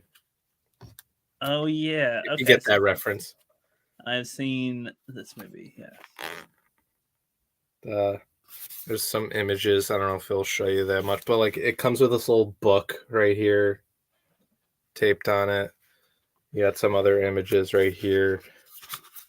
Ah, fuck! I hate this shit. I thought you brought it on because you guys did Oppenheimer and stuff. I don't know. I feel like somebody brought on Pearl Harbor, and I think I brought this on. You. I think he does imaginary physical media shows in his head. No, I know we talked about the scene where John McClane is inserted into Pearl Harbor. Yeah, we did like That was have it. John McClane That in was different it. movies. But I have him in thought it was different because you movies. brought on the movie. no, I think he might have had on a brought- different no. movie. I wasn't. I brought it on, but it wasn't one of my picks. Like it wasn't one of my official picks. But I got these. I've shown these before. These postcards that they come with. There's Affleck. There's Josh Hartnett. That's Kate Beckinsale, and that's Cuba Gooding Jr. So that's what you get there. So you get something out of it for $6. It's not a good movie, but it's funny. You know what I mean? Yeah. It's fun. It has moments. It's not what it should have been, and it's entirely too long. But see, I didn't feel the runtime very much. I don't know if that's just me. It's weird to say that because, like, if you're going to do a movie about Pearl Harbor, it probably should be about 3 hours long. Yeah. But the movie that Michael Bay made makes it feel like 3 hours is entirely too long. Honestly, to me, that's what makes it kind of fast is the fact that it's Michael Bay and it's just fucking crazy. Like it's just crazy Michael Bay-isms and yeah, like I feel like when there's too much Michael Bay, time moves slower. Personally, I don't know, but like, cause like was it like there? It's because here's the thing, like the whole disaster explosions type shit. Like in this, where Pearl Harbor is being bombed and all that, like, and a lot of the aerial shots look fucking great. Like that's probably the best part of the movie. The problem with the Pearl Harbor movie is too much of the focus on the love story between the I agree. the 3 or 4 people. That is make a movie called Pearl Harbor, and it's more about these 3 or 4. I can't even remember. It's like it is literally 2 girls and 2 guys. it's a love square. A love square. Actually, you know what? This movie here is Titanic and Armageddon. Yes, it is. Baby. And I was just gonna say the problem I have with this movie isn't this movie; it's the fact that everybody gives fucking Titanic a pass for doing the same exact fucking thing, but they give this movie so much shit for it. Yes. No, I didn't like them either more than the other, but I will give this movie at least credit a little bit more so because Michael Bay went through great pains to make sure that the Pearl Harbor attack was like minute for minute, beat for beat, everything that happened. And there's a lot of people that were alive then, at least that were still alive when this movie came out, that said, yeah, they did a really good job of capturing what it was really like to be there that day. The survivors did. Yeah, no, that was the best part of the movie. Yeah, I mean, so to me, like, at least he got that right. And with Titanic, I felt like such a bait and switch. At least with this one, I knew what I was getting into. Like, the trailer didn't hide it. Yeah, I mean, is it a great movie? Fuck no. But the fact that people, oh, geez, I pissed off Greg so much that he's like, fuck you. I love Titanic. I've always seen Titanic. I'm trying to think about seeing Oh, Titanic. you know what's funny? I pissed off my mom when I told her I liked Pearl Harbor. I enjoyed Pearl Harbor more than Titanic. So much I feel about Titanic. And Why she's is that such a problem? That's what I'm saying. Like, I like could say the same thing and people would piss me No, off. because like it's funny because I told my parents the same thing. I'm like, Pearl Harbor is literally the same fucking thing as Titanic, but people like Titanic more for some reason. Yeah, What's great? I don't we actually can know keep if I've going. seen Titanic. I feel like I might have, but I think they showed it at school, but I wasn't paying attention because I've seen it once, and I never understood the hype for it. I never even understood why I'll it made. never get those Leonardo 4 hours back. DiCaprio. Essentially. Okay, and plus, like, and like some of the dialogue in Pearl Harbor is pretty cringe. And like the the part at the end where it's what's his name, Josh Hartnett, he's like the biological father to Kate Beckinsale's kid, but Josh Hartnett dies and Ben Affleck lives, and he basically tells him like, no, it's your kid now, or like, I'm paraphrasing, but like the way that's played out is like, I get what they're going for, but it just doesn't work. Like, it's bad, but it's like laughably like fun bad, if that makes sense. Where the fuck did Greg go? I'm starting to worry. Yeah, holy shit, he's got to end the stream. I think we can keep the show going forever. We're not at 3 hours here, so we got half an hour to go to pull on it, you know? Actually, I think if we all pull out after, I think, so many minutes, it will end, but I'm assuming he's just rebooting or something. Yeah. Yeah, because so far it looks like I'm hosting the show. Well, there has been like weather stuff going on in a lot of areas. There could be some freezing rain or ice issues or something. It's been like that over here in the West Coast. And I don't know how it is going on in the East, though. It's been cold as fuck these last few days. We've had to, like, we were closed the last couple days, honestly. And I only felt like going in on one of those days so I can get some hours. But other than that, I was like, nope. For sure. But yeah, Pearl Harbor's one I'm probably not going to revisit. Probably not going to. I mean, I might rewatch Titanic one day, but I don't fucking care to. It's just one of those ones that is always hype as fuck, and I know I've seen some of it. That's my problem. I'm just like, I just don't know if I give a fuck. I just don't know. That's my problem with Titanic compared to this, is people hype up Titanic so much, whereas people shit on this one so much, where I'm like, I kind of know what I'm expecting from it, especially from Michael Bay, where I'm like, yeah, I'm not surprised it's like this. Yeah. You know what I mean? And personally, I got more enjoyment from Pearl Harbor for some reason than Titanic, but it's weird. Yep. Is an internet thing, Greg. For Greg. And I knew it. I was gonna say power went out or something. Did one of you guys have another pick? I have one more. I got one more too. Okay. I guess I don't know if we want to talk about something else until he gets back, or go on to the next pick. Did Greg say he had one more, or is he done? Yeah, I think he's done. I think. Okay, because Tom could show his. No, he's got one more too. I think. He does. That's right. Rook's the only one that's done. Mm-hmm. Yeah, for sure. I mean, you can do your last one, or I can go ahead. It doesn't matter to me. Eeny, meeny, miny, mo. I will pick the one to go. It will be Tom. Okay. All right. Because you just went. All right. So. Well. Yeah. Off of my last one. Many people were inspired by King Kong. I mean, King Kong was definitely like the Star Wars, the 2001, what have you, of its time. Inspired many filmmakers and special effects artists. One of who was most probably prolific would be Ray Harryhausen. And Ray Harryhausen's done a lot of great work. But not every movie that he gets to work on is so great. Right? Now, I picked this one up from Kino Lorber.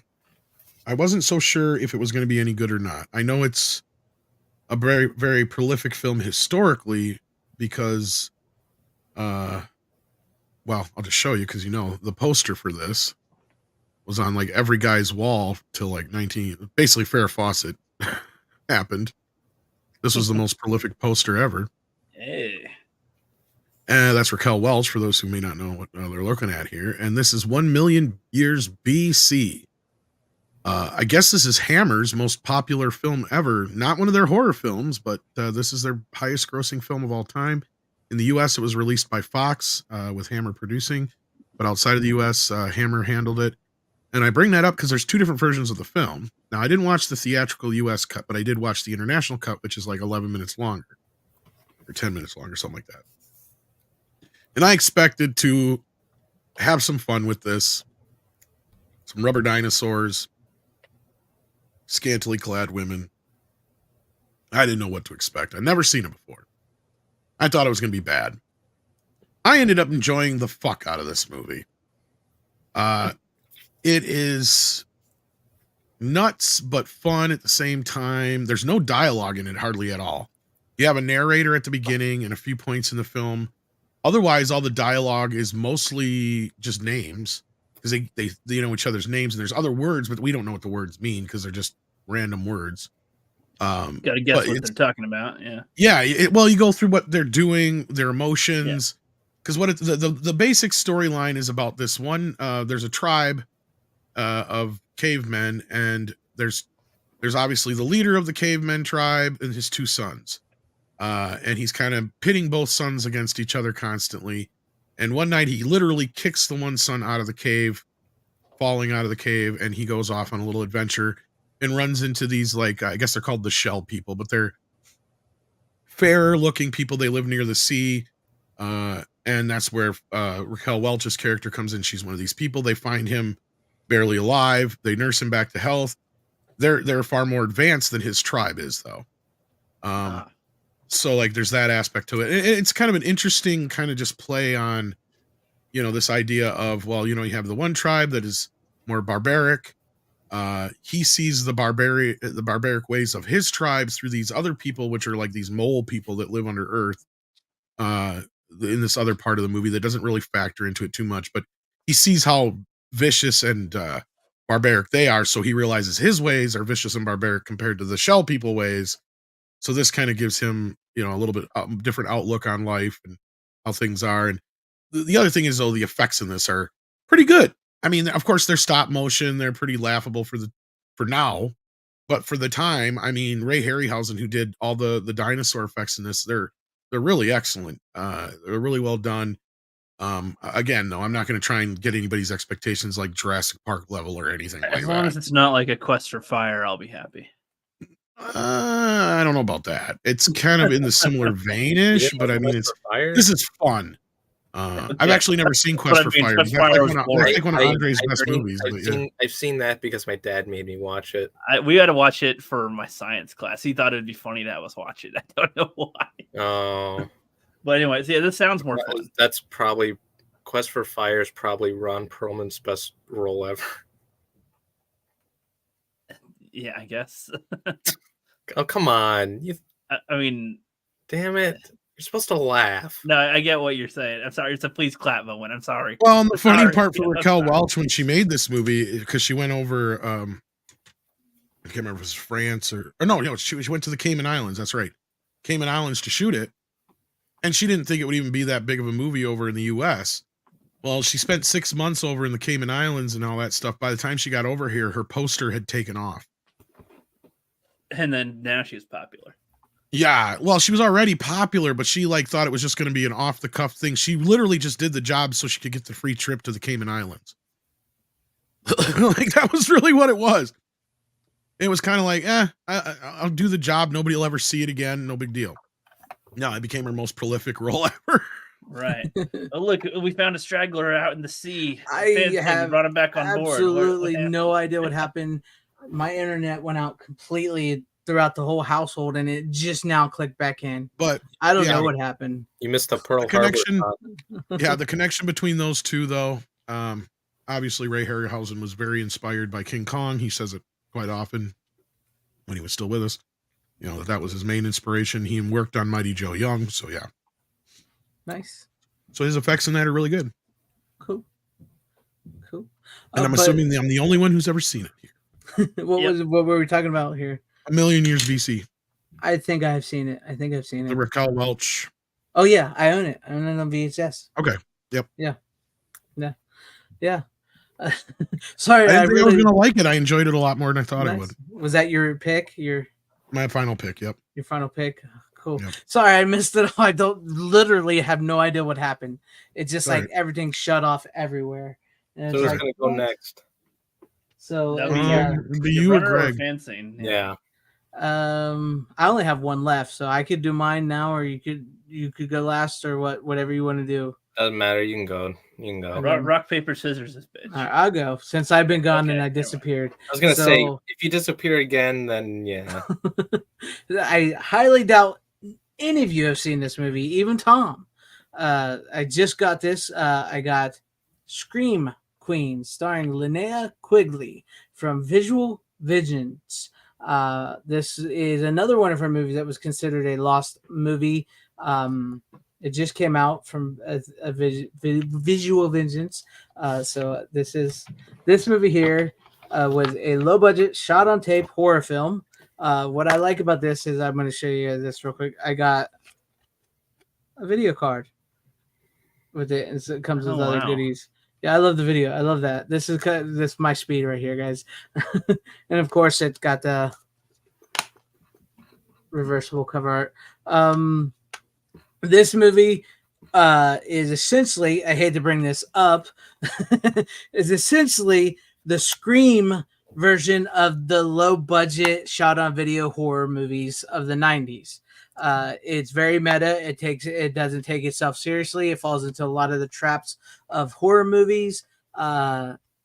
Essentially, Linnea Quigley plays basically herself, even though she's not called Linnea Quigley. She's a star in this horror movie. She's filming this horror movie. She supposedly dies in a car accident, and everybody the 5 last people that worked on the movie a year or two later are summoned to this mysterious house. They all get this envelope. They're summoned to this mysterious house, and they say they will get $1,500 to tell their stories about the Scream Queen, because they're making the movie Scream Queen. And then, of course, one by one, they start getting picked off in horror movie style. It's a very meta, and it's fun movie. It's a shot on video movie, so like they cleaned up the video and audio the best they could for Blu-ray, but it still kind of looks like you're watching a VHS. So be aware to anybody who's never seen this movie who wants to see it. But this movie, right? You know, when we say we're tired of remakes and stuff, this is a movie you could remake today and have tons of fun with. This movie right here could do what the new Scream movies wouldn't do, instead of blaming the fans, because Linnea Quigley herself has said that she didn't mind getting naked and doing horror movies like this back in the day. It didn't bother her. That was what she was known for. So you could take somebody, you could even still cast Linnea Quigley in the movie, because she still doesn't look that bad for an older woman now. But you could take it and you could have because in the movie, there's this actress who wants to be a wannabe Scream Queen, and Linnea Quigley gets an argument with her, and then there's the director trying to make his name in Hollywood as a director, and then there's there's actually a lesbian couple who are the people that, you know, the wardrobe and makeup and all that, and then there's the young kid who's just going between everybody, doing everything. You know, those are that's the cast of people. You could literally use those, and because you could have the lesbian cast, you could have the chick who wants to be an actress be so woke, you know how in Scream when they say you give it up and they don't even show the nudity in Scream. You could literally take this actress who is woke, who because the one actress in the thing does have a scene in the movie, but she doesn't show any naked where she has a sex scene. You could take the actress that's supposedly woke and have her show her breast in the scene, because you know, as it unfolds, because they get the script to finish the movie in the house. And so they're reading the script, and as they're reading the script, the things are actually happening. And then you have the guy who does the prosthetics and special effects makeup. He's one of them, and he even says in the movie nobody wants us to do practical effects anymore. They all want that computer generated garbage. So this movie literally could be remade with a better director and a better story and an interesting cast and premise, where you could flip the script, you know, because the new Scream movies blame the fans, the toxicity of the fans.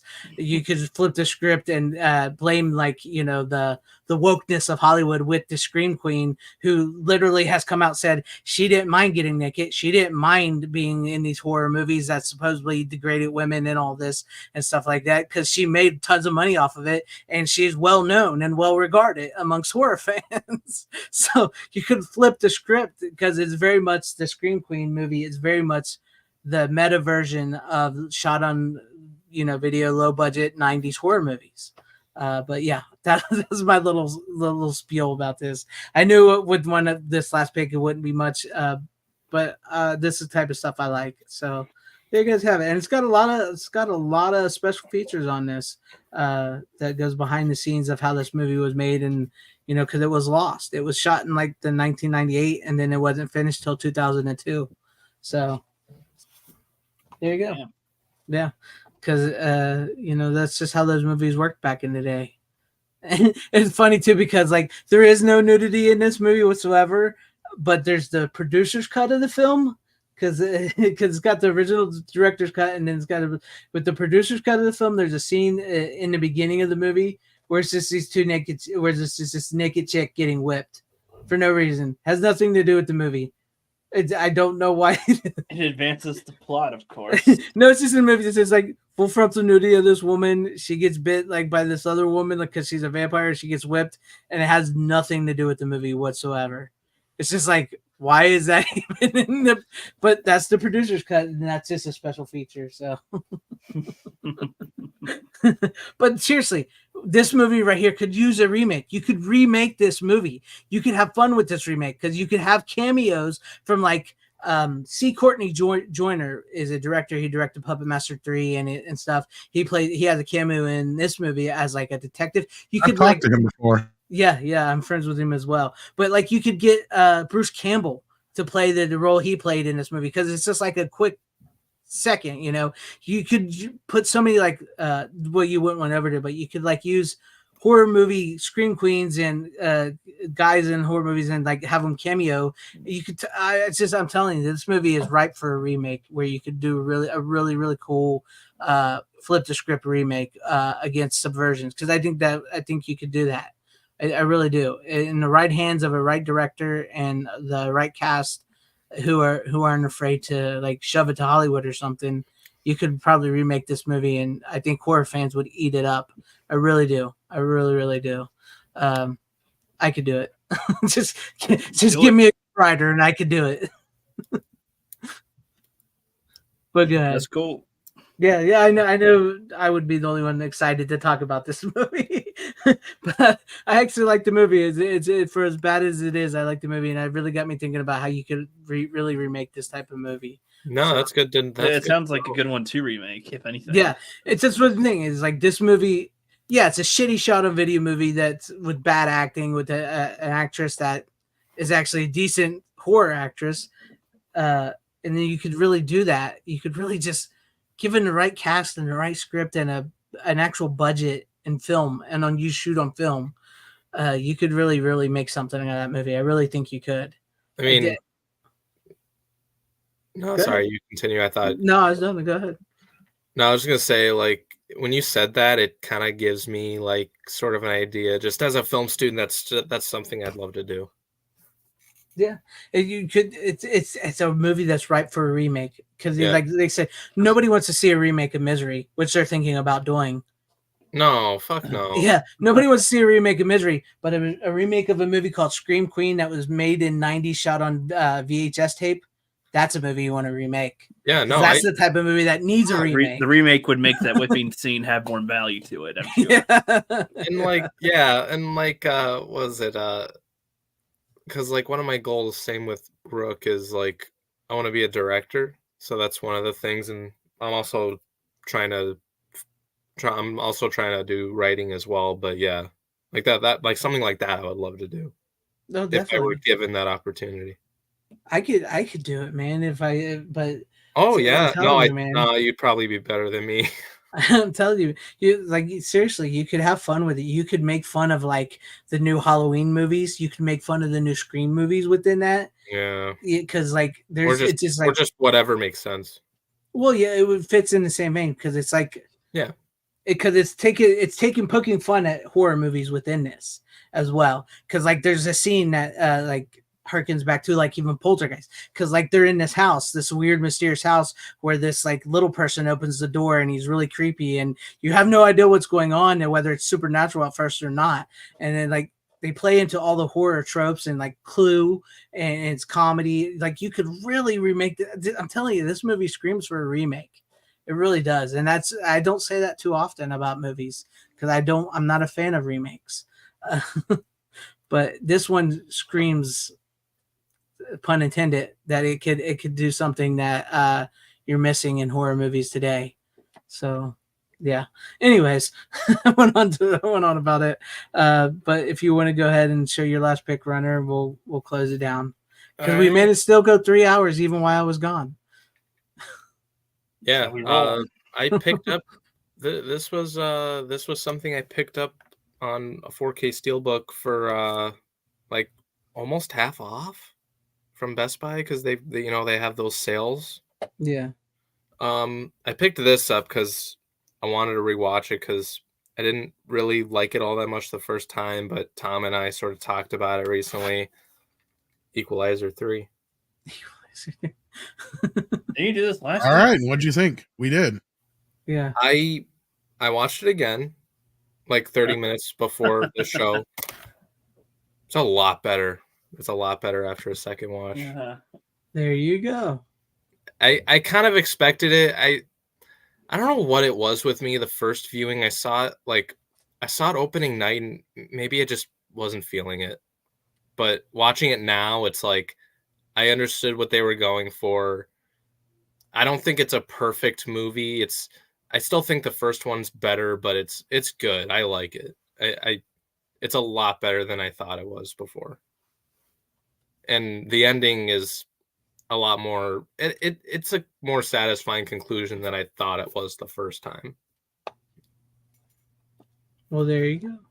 So Now and you know. I also ordered the first and second 4K Steelbooks online before. You can't get those anymore because I wanted to be a completist with the Steelbook for this. Well, like Tom mentioned before, you can get all 3 of them on 4K right now for like $44. It's a pretty good deal, actually. Yeah, but those don't come with a Blu-ray in it, and I think you have to get the Blu-ray for special features. For the third one, anyway. Yeah, I'm not sure on that. Yeah, you could. No, I'm pretty sure you do because the 4K disc only comes with the movie. So that's why I don't want to get the 3-movie collection. Are you sure they don't come with the Blu-rays on that? Nope. At least I don't think so. It just says 4K and digital on the cover. You might get the special features on digital though. I guess. Because when I bought Equalizer 3, I got all the special features. Yeah, that's true. But what is it? I wanted to get the one with the Blu-ray. No, but I'm not sure if it does or not. Yeah, I was gonna say I thought it came with Blu-rays too, but I guess you could be right. No, because here's the thing. I have the back right here. Right there, it says special features. Oh, he's right. Blu-ray exclusives. Yeah. No, he's right. I'm looking at it right now. It's only digital and 4K on the. Just just all 3 movies on 4K. Yeah. Yeah. Well, that's still a pretty decent deal. I mean, I prefer to have the special features, but that's still a pretty good deal for 4K I wanted movies. to at least get the special features accessed on a disc, like a Blu-ray. Mm-hmm. Like not just digital. I'm with you on that. But I will say when I got this, it did have a dent, but I tried fixing it as best I could, so it doesn't look as horrid as it did. But well, you did buy it from Best Buy. Of course, it was going to come, didn't it? Yeah, I mean, I got it for cheaper than what it was originally. I think they have a Geek Squad member who does that professionally.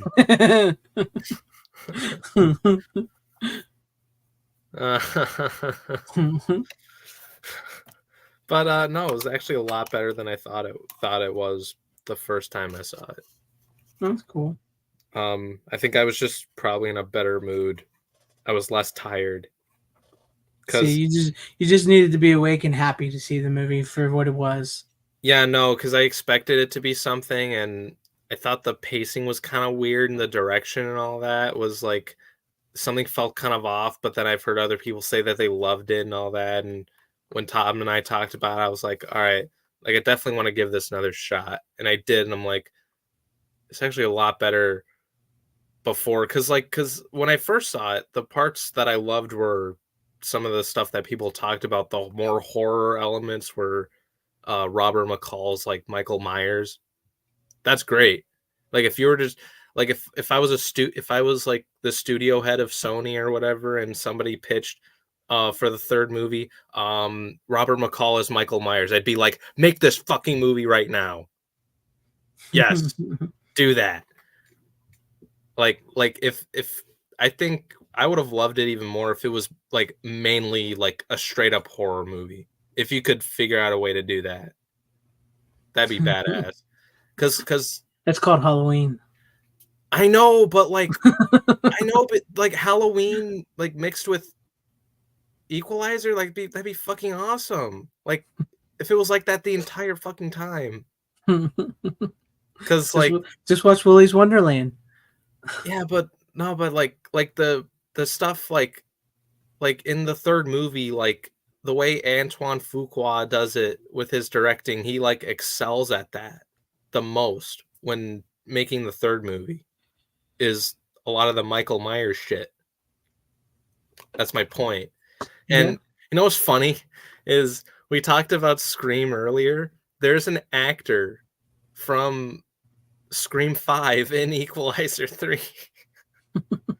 One of the she's the one with the dyed hair. Oh yeah. I'll tell you what, she looks a hell of a lot better in this movie. Yeah, she's in a better movie too.